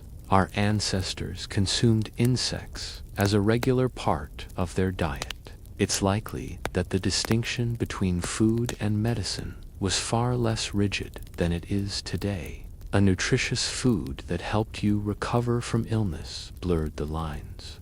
In times of scarcity, a plump grub could be both your sustenance and your perceived medicine. In parts of ancient Africa, certain beetle larvae were highly prized. They might be roasted and eaten for strength or for specific ailments related to vitality. The very act of finding and consuming these hidden, energy-rich morsels could have been seen as a way to absorb the Earth's own generative power. You're feeling the deep connection between the Earth, its creatures, and your own well-being. The preparation of grubs for medicinal purposes would have varied from simply roasting or boiling them, whole to more elaborate processes involving drying, grinding into a powder, or extracting their oils by heating. The goal was to make them ingestible and, ideally, to concentrate their perceived medicinal properties. Western medicine is linked to the development of modern pharmacology and a shift in dietary habits, away from entomophagy, insect eating, as more targeted and scientifically proven remedies became available. The reliance on less understood traditional practices diminished. However, it's worth noting that insect-based protein sources are experiencing a renewed interest today due to their sustainability and nutritional value. The pendulum of interest always swings. Historians still argue whether the cultural revulsion towards grubs in many Western societies overshadowed any potential therapeutic benefits that might have been lost to history. It's plausible that some beneficial practices were discarded due to cultural biases rather than a lack of efficacy. It's an interesting thought. Are we missing out on potential remedies because of our modern squeamishness? Think about the sheer practicalities. Collecting grubs required patience, knowledge of their habitats, and a willingness to get a little dirty. It was a skill passed down, often within families or small communities, part of a vast unwritten library of natural wisdom. You're not just reading about it. You're feeling the damp earth under your nails. The story of grubs in medicine is a quiet one, often overshadowed by more dramatic remedies. But it speaks to a fundamental human truth: the relentless search for sustenance and healing, even in the most unappealing corners of our environment. It highlights the ingenuity of our ancestors, who turned every stone and dug into every patch of earth in their quest for health and survival. You can almost feel a faint, earthy aroma, a whisper of ancient treatments emerging from the soil. Having explored the often unappetizing world of grubs and various insect larvae, we now venture into an even more contentious and, frankly, unnerving territory: the historical attempts to use parasitic organisms for medicinal purposes. You might recoil at the very idea, associating parasites with disease, suffering, and an undeniable creepiness. Yet, in the desperate search for cures in ancient times, healers sometimes turned to these internal inhabitants of bodies, believing they could alleviate certain conditions. Imagine yourself in a secluded, perhaps dimly lit chamber in an ancient Roman villa, or perhaps a more rudimentary dwelling in a remote village in medieval Asia. You're suffering from a chronic ailment, a persistent cough, or even a mental disturbance. The healer, after much consideration, suggests a treatment that involves intentionally introducing a parasite into your body. This is a far cry from the accidental ingestion of a worm. This is a deliberate, calculated risk rooted in a very different understanding of health and disease. The most widely documented, and perhaps most disturbing, use of parasites in ancient medicine involves intestinal worms, particularly tapeworms or roundworms. While today we understand these as pathogens to be eradicated, some ancient practitioners believed that their presence could alleviate certain conditions. The logic, rudimentary as it was, might have been linked to the idea of drawing out other illnesses, or perhaps a perceived balancing effect on the digestive system. It's like trying to fight one bad thing with another in the hopes that they cancel each other out. You can almost feel a strange, uneasy sensation in your gut as you contemplate such a remedy in ancient Greece and Rome. While not a mainstream or explicitly endorsed practice by major physicians, there are anecdotal accounts or folk remedies that hint at the intentional use of certain living organisms, including sometimes parasitic worms.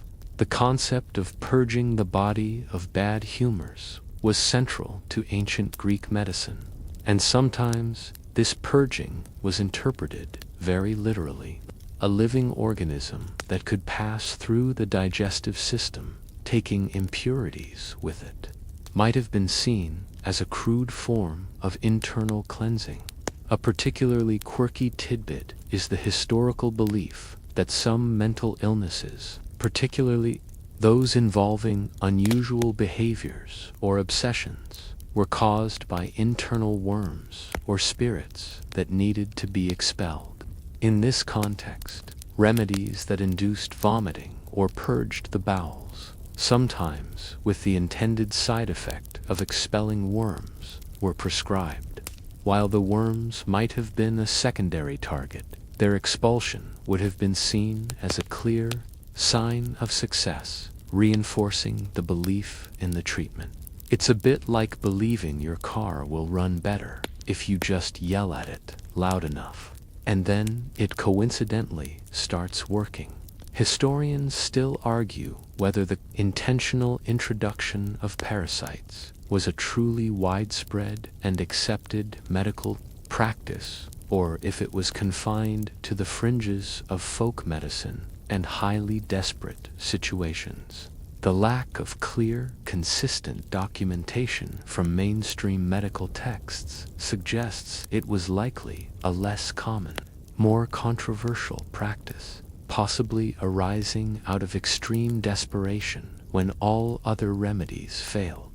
Beyond intestinal worms, there are also scattered historical mentions of using external parasites. For instance, leeches were, and famously still are, used for bloodletting, a practice believed to balance the body's humors. While not internal, their parasitic nature, feeding on blood, places them in this category. We've seen them used even in recent times in modern medicine for reattaching severed limbs to reduce congestion, demonstrating that sometimes ancient wisdom, though for different reasons, has a modern echo.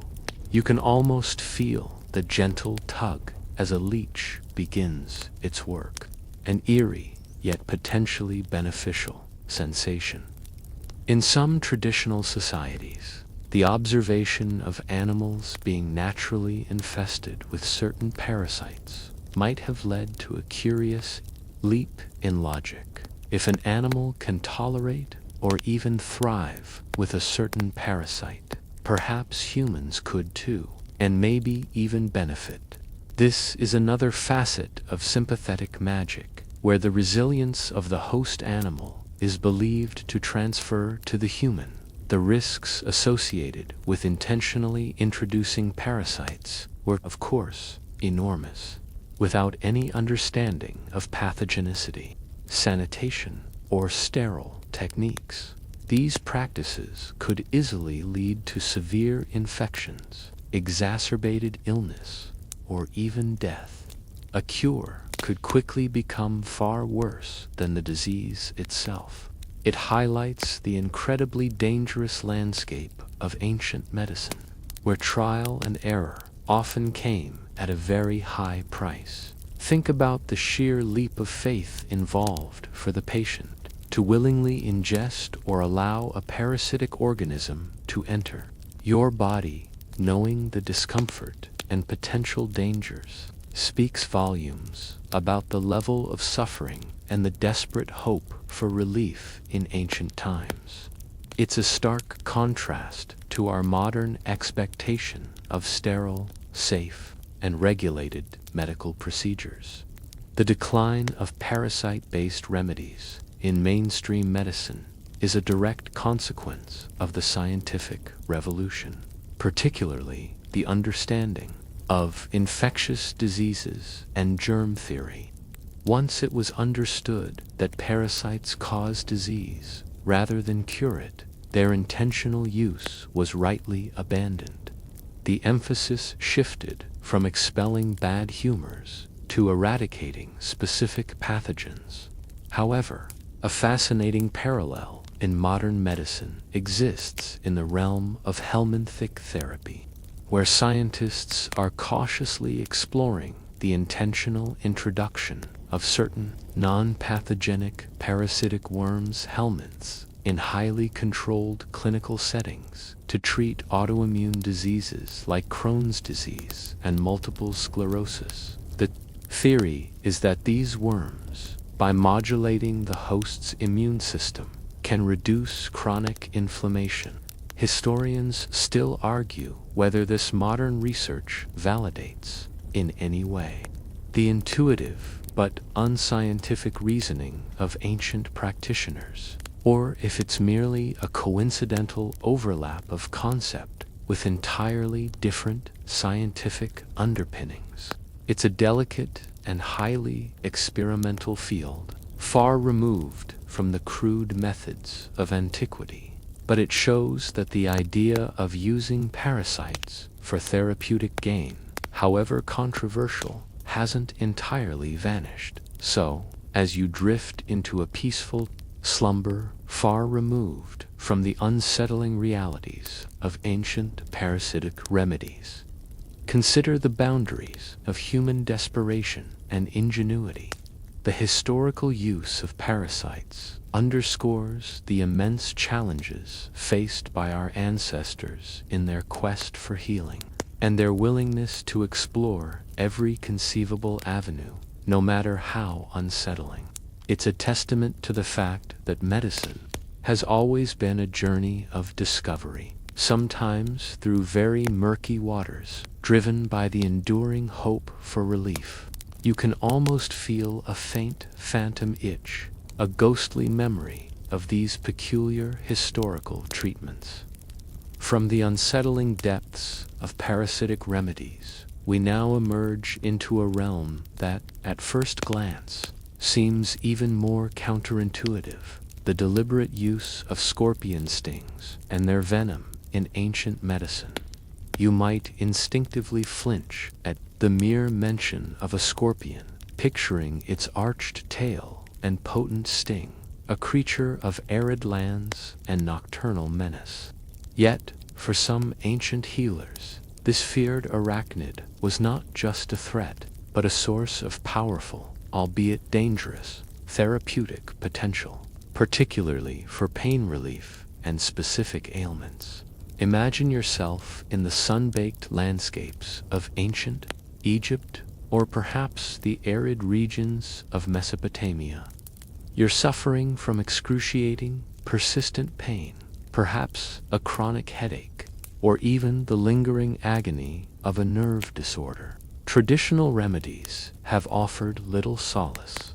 The local practitioner, possessing esoteric knowledge, might propose a daring and chilling treatment: the localized application of a scorpion's venom, or even the crushed scorpion itself. The use of scorpions in ancient medicine is primarily documented in areas where these creatures were prevalent, such as the Middle East, North Africa, and parts of Asia.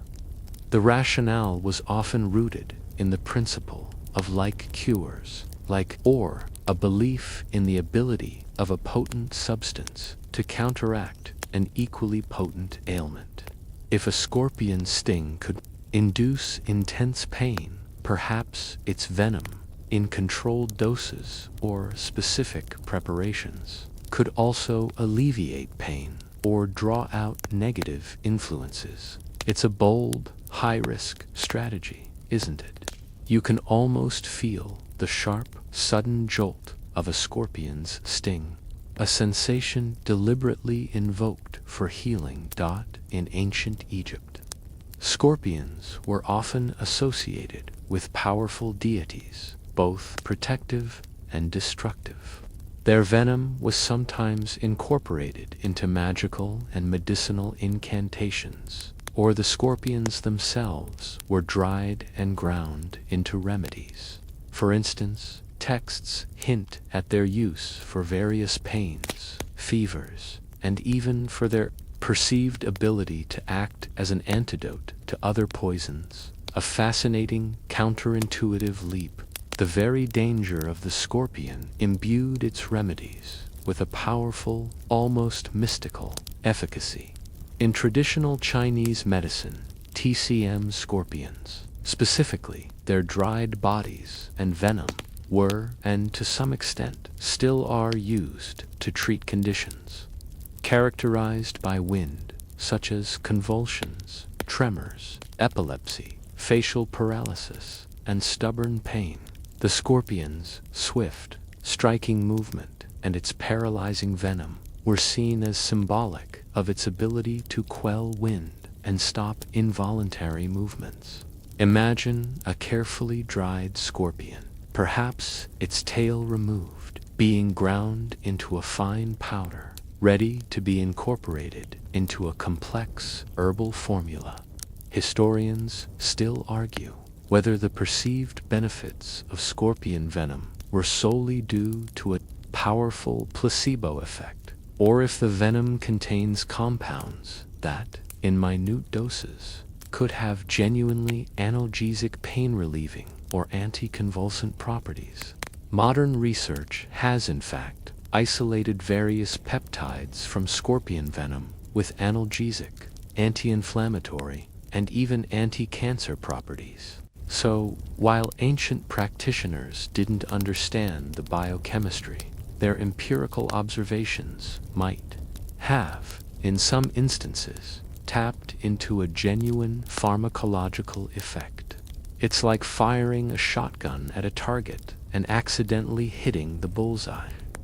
Every now and then, a quirky tidbit is the method of administration. It wasn't always about direct stinging. More commonly, the scorpions were dried, ground into a powder, and then incorporated into pastes, poultices, or ingested in very small quantities. The venom itself, if extracted, would have been used with extreme caution and in highly diluted forms. The goal was to harness its power without inducing lethal toxicity. You can picture the meticulous, almost ritualistic preparation, a dangerous dance between potential cure and immediate peril. Consider the courage required of both the healer and the patient. Handling scorpions, especially venomous ones, demands respect and skill, and for the patient, trusting a remedy derived from such a feared creature speaks volumes about their desperation for relief. This wasn't a gentle, soothing balm. It was a potent, potentially life-threatening gamble. The symbolism of the scorpion also played a significant role. Its ability to inflict intense pain and, conversely, its association with healing in some cultures, like the scorpion gods of ancient Egypt or the scorpion charmers in folk traditions, created a complex duality. The creature that could kill could also, paradoxically, bring relief. This paradox lent an aura of potent magic to the remedies derived from it. In some folk practices, specific types of scorpion stings were used for pain management, with the idea that the intense, localized pain of the sting could override or distract from a more chronic underlying pain. This is a crude form of counter-irritation, a principle that has echoes in some modern pain therapies. It's like hitting your thumb with a hammer to forget about your headache. Not ideal, but sometimes, in desperation, it works. The decline in the use of scorpions in mainstream medicine largely paralleled the development of modern pharmacology, which offered safer, more predictable, and more effective pain relievers and treatments for neurological disorders. The risks associated with scorpion venom simply outweighed the benefits once alternatives became available. However, the story doesn't end there. Historians still argue whether the ancient observations of scorpion venom effects directly paved the way for modern research into their therapeutic potential, or if modern science simply rediscovered these compounds independently. Today, scorpion venom peptides are a hot area of pharmacological research. Scientists are exploring their potential as powerful new drugs for conditions ranging from chronic pain to brain tumors, gliomas, given their ability to cross the blood-brain barrier and target specific cells. It's a thrilling full circle where ancient, dangerous intuition is being validated and refined by cutting-edge science, so you drift into a deep, peaceful sleep, far from the scuttling shadows of ancient scorpions. Consider the remarkable audacity of our ancestors, their willingness to confront fear, to experiment with the most dangerous elements of their environment, in pursuit of healing, is a testament to the enduring human spirit. The scorpion, once a symbol of menace, now stands as a peculiar emblem of ancient medical ingenuity, and a reminder that sometimes profound insights can emerge from the most unlikely and terrifying sources. You can almost feel a faint, tingling sensation, a ghost of the scorpion's unexpected therapeutic touch. Having navigated the perilous territory of scorpion venom and its surprising historical uses, let us now shift our perspective from individual insect remedies to a broader, more philosophical question. How did ancient peoples arrive at these peculiar insect-based cures in the first place? It largely boils down to observational learning and a concept we might loosely term insect immunity insights. You might think of insects as fragile, easily squashed, but in truth, they are incredibly resilient, adaptable, and resistant to many threats that would fell a human. This very hardiness, observed by our ancestors, profoundly influenced their medical theories and practices. Imagine yourself as an ancient healer, sitting by a stream in what might be present-day Bobo Dioulasso, where the sun beats down and life teems everywhere. You're not just looking at individual creatures. You're observing entire ecosystems. You see insects thriving in conditions that would make a human sick crawling through decaying matter, surviving harsh climates, recovering from injuries that would cripple larger animals. This resilience, this seeming immunity to environmental threats, would have been a profound source of wonder and inspiration. Ancient peoples, lacking microscopes and germ theory, relied heavily on what they could see, smell, touch, and infer.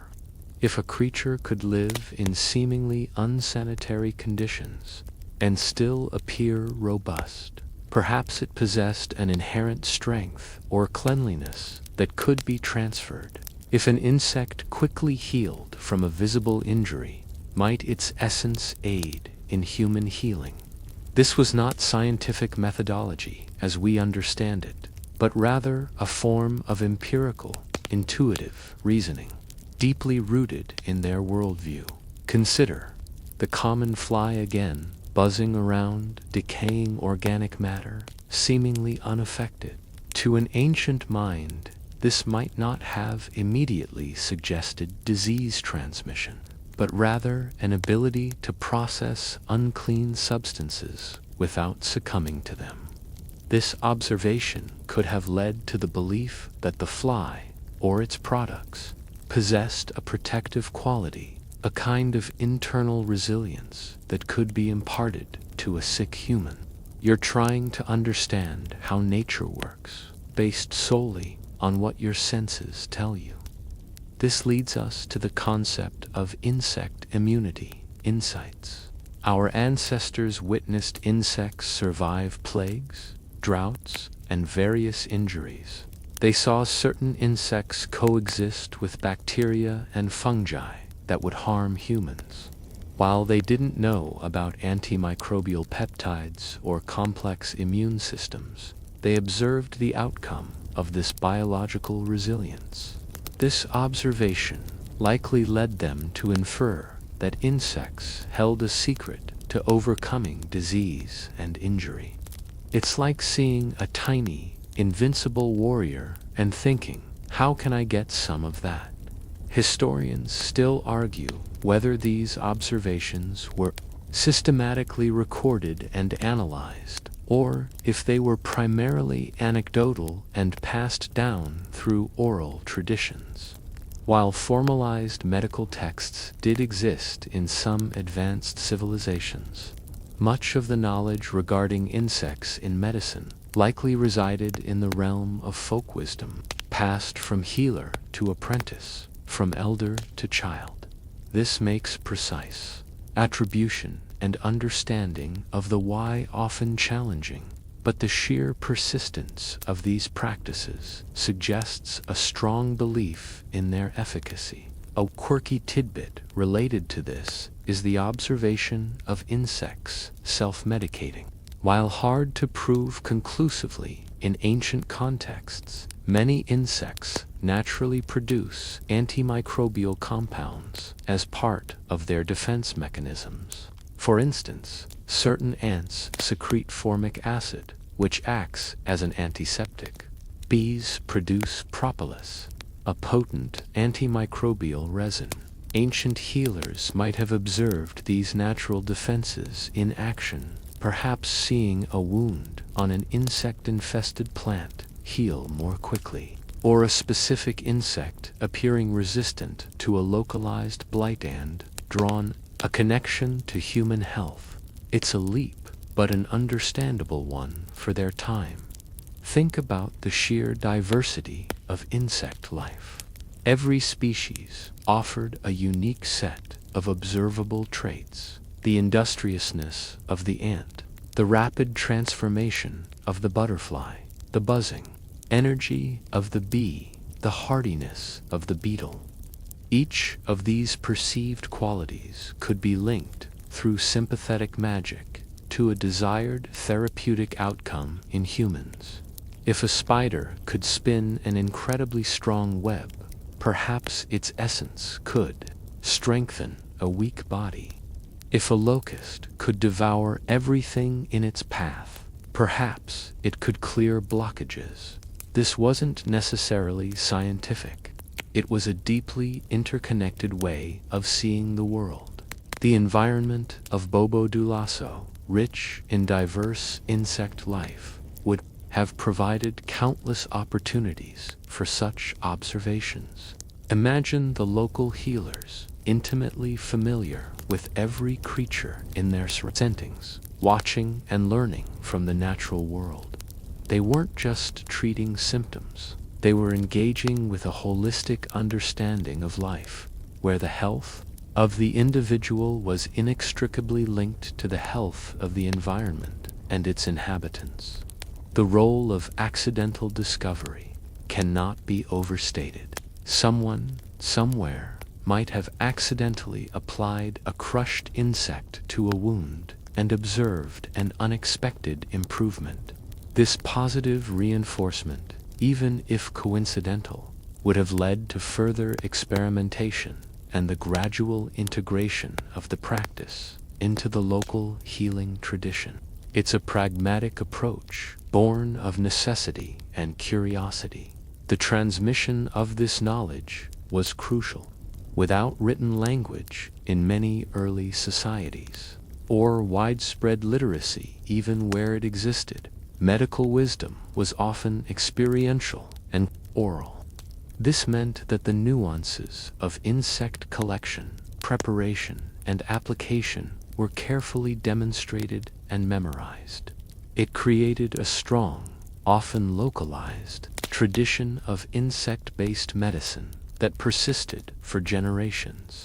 The decline of this insect immunity, insight, approach in mainstream medicine directly correlates with the rise of the scientific method, particularly in the Age of Enlightenment and beyond, as microscopy revealed the true nature of pathogens, and as chemistry began to isolate active compounds from plants and minerals. The intuitive, often symbolic, reasoning behind insect remedies gave way to a more precise, evidence-based approach. The understanding shifted from "it seems to work" to "this is why it works or doesn't." However, historians still argue whether the wholesale abandonment of these ancient insect-based practices led to the loss of potentially valuable knowledge about bioactive compounds that modern science is only now beginning to rediscover. It's a fascinating thought. Did we throw out the medicinal baby with the symbolic bathwater?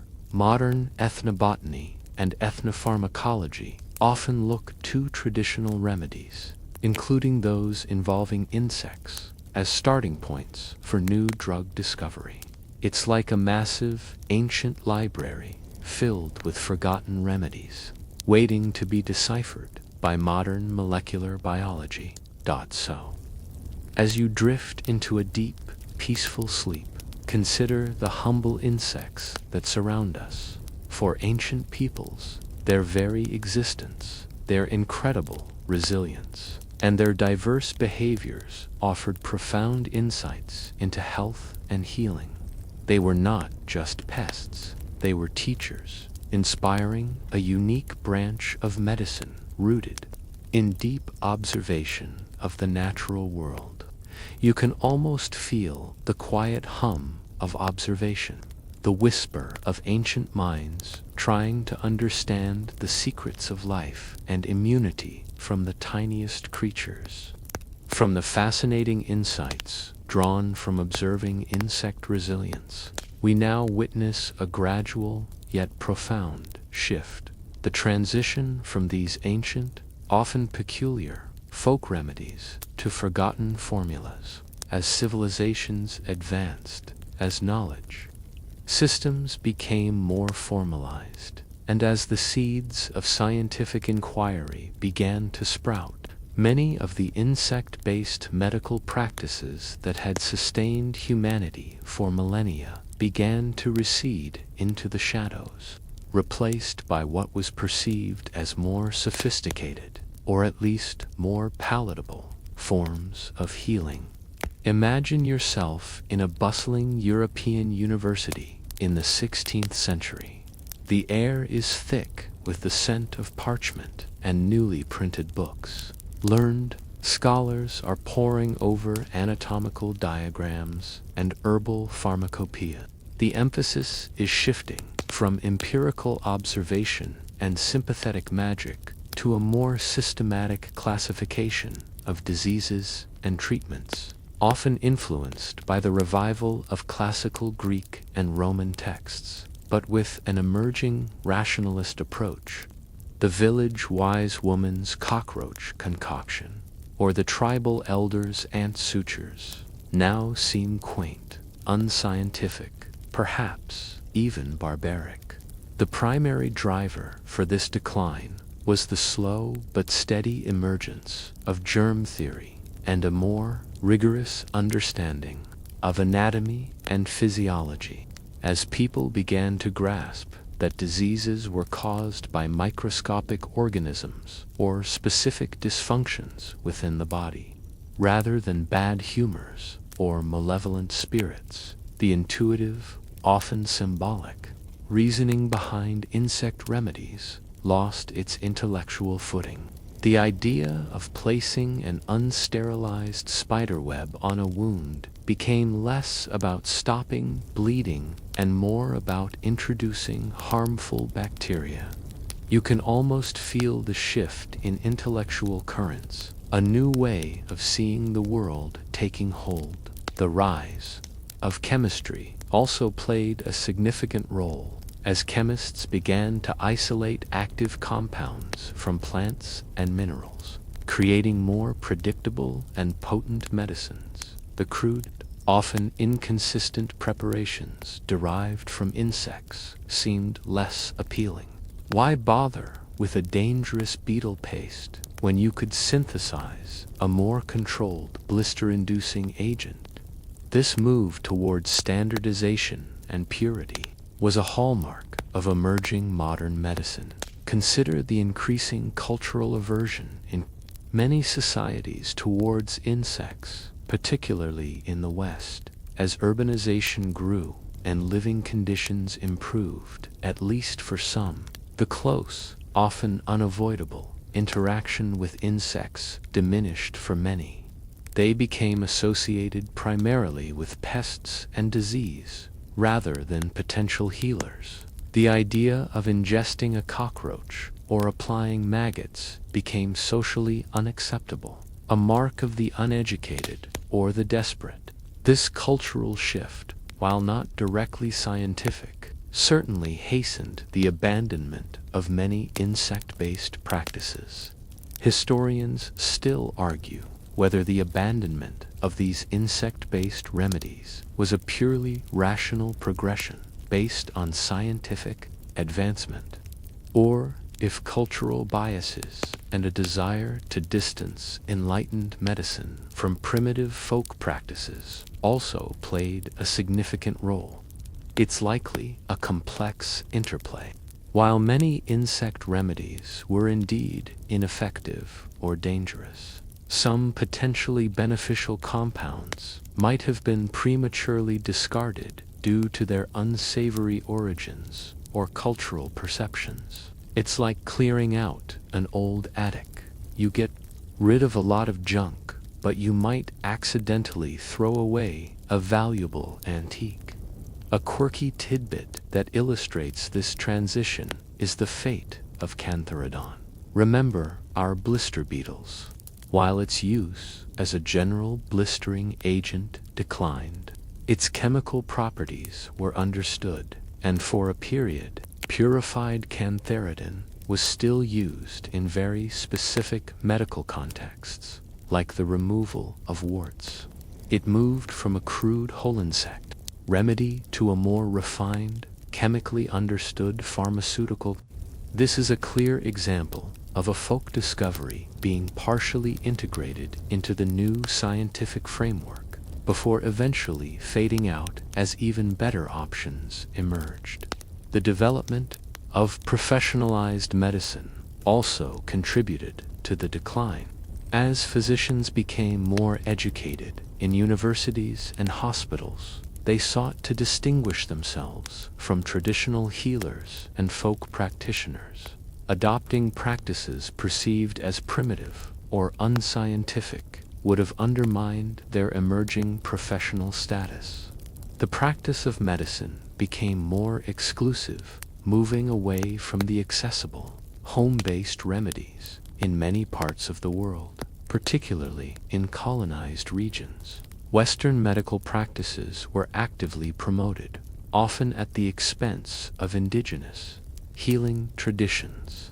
This further marginalized and eventually suppressed many insect-based remedies that were integral to local knowledge systems. It was a form of cultural imperialism in the realm of medicine. Think about the sheer practicalities. Manufacturing and distributing standardized pharmaceutical drugs was far more efficient than collecting and preparing various insects from the wild. The advent of mass production and global trade meant that medicines could be produced consistently and distributed widely, making local, idiosyncratic insect remedies less competitive. You're watching the early gears of the Industrial Revolution begin to turn, impacting even the smallest corners of ancient medical practice. However, it's crucial to note that this forgetting was not universal or immediate. In many rural areas, or in cultures less impacted by Western scientific development, insect-based folk remedies continued to thrive, often out of necessity or deeply ingrained tradition. Even today, in some parts of the world, these practices persist, a living legacy of ancient medical ingenuity. The historical trajectory of these remedies serves as a powerful reminder of how our understanding of disease and healing constantly evolves. What was cutting edge thousands of years ago became obsolete, then perhaps reviled, only to be occasionally re-examined by modern science with a fresh perspective. The journey of medicine is rarely a straight line. It's often a meandering path, with forgotten detours and surprising rediscoveries. Historians still argue whether the forgetting of these insect remedies was a net loss for human knowledge, or if the benefits of moving towards modern, evidence-based medicine far outweighed any potential insights lost. It's a complex ethical and scientific dilemma. We certainly wouldn't advocate for the widespread return to ancient, unhygienic insect remedies. Yet, the question remains, are there active compounds or therapeutic principles hidden within these forgotten formulas that are worth rediscovering through the lens of modern science? So, as you drift deeper into sleep, consider the vast library of medical knowledge that has been accumulated refined, and, at times, discarded throughout human history. The shift from folk remedies to forgotten formulas marks a significant turning point, a triumph of scientific understanding over intuitive practice. Yet, it also serves as a subtle reminder that the natural world still holds many secrets, some of which our ancestors glimpsed, even if they didn't fully understand them. You can almost feel the pages of forgotten texts rustling, a quiet farewell to remedies of a bygone era. From the forgotten formulas of yesterday, we now arrive at the present, where the echoes of entomological elixirs are surprisingly vibrant. You might think that with all our advanced pharmacology, our sterile operating theaters, and our sophisticated diagnostic tools, the idea of using insects for medicine would be confined to dusty history books. But remarkably, some of those ancient observations, once dismissed as folk superstition or outright dangerous, are being revisited by modern science, giving birth to a new field of research known as entomopharmacology, or biodiscovery from insects. Imagine yourself in a gleaming high-tech laboratory in a major research institution. Instead of ancient scrolls and dried beetle jars, you see powerful microscopes, mass spectrometers, and sophisticated genetic sequencers. Scientists are meticulously studying the very creatures our ancestors once used, not with sympathetic magic, but with the full force of modern biochemistry and molecular biology. The aim to identify and synthesize the active compounds that might be hidden within these tiny organisms. One of the most striking examples of this rediscovery, as we touched upon earlier, is maggot debridement therapy, MDT. Remember those squirming larvae used on ancient battlefields? Today, sterile, medical-grade maggots of Lucilia sericata are routinely used in hospitals for chronic, non-healing wounds, such as diabetic ulcers and pressure sores. Their ability to selectively consume necrotic tissue and secrete antimicrobial compounds has been scientifically validated. This isn't folk medicine anymore. It's a prescribed, evidence-based treatment. You can almost hear the quiet hum of a laboratory incubator, nurturing these tiny healers for modern application. Then there's the ongoing research into scorpion venom. While ancient healers used crude, dangerous preparations, modern scientists are isolating individual peptides from scorpion venom that show incredible promise as analgesics, painkillers, anti-cancer agents, and even One peptide, chlorotoxin, derived from the venom of the deathstalker scorpion, is being explored for its ability to target and bind to brain tumor cells, potentially allowing for more precise diagnosis and treatment of deadly gliomas. It's a breathtaking leap from a feared sting to a targeted therapeutic. Consider the antimicrobial properties of insects.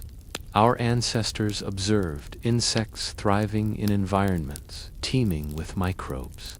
Modern science is now systematically investigating the antimicrobial peptides AMPs produced by various insect species as part of their innate immune system.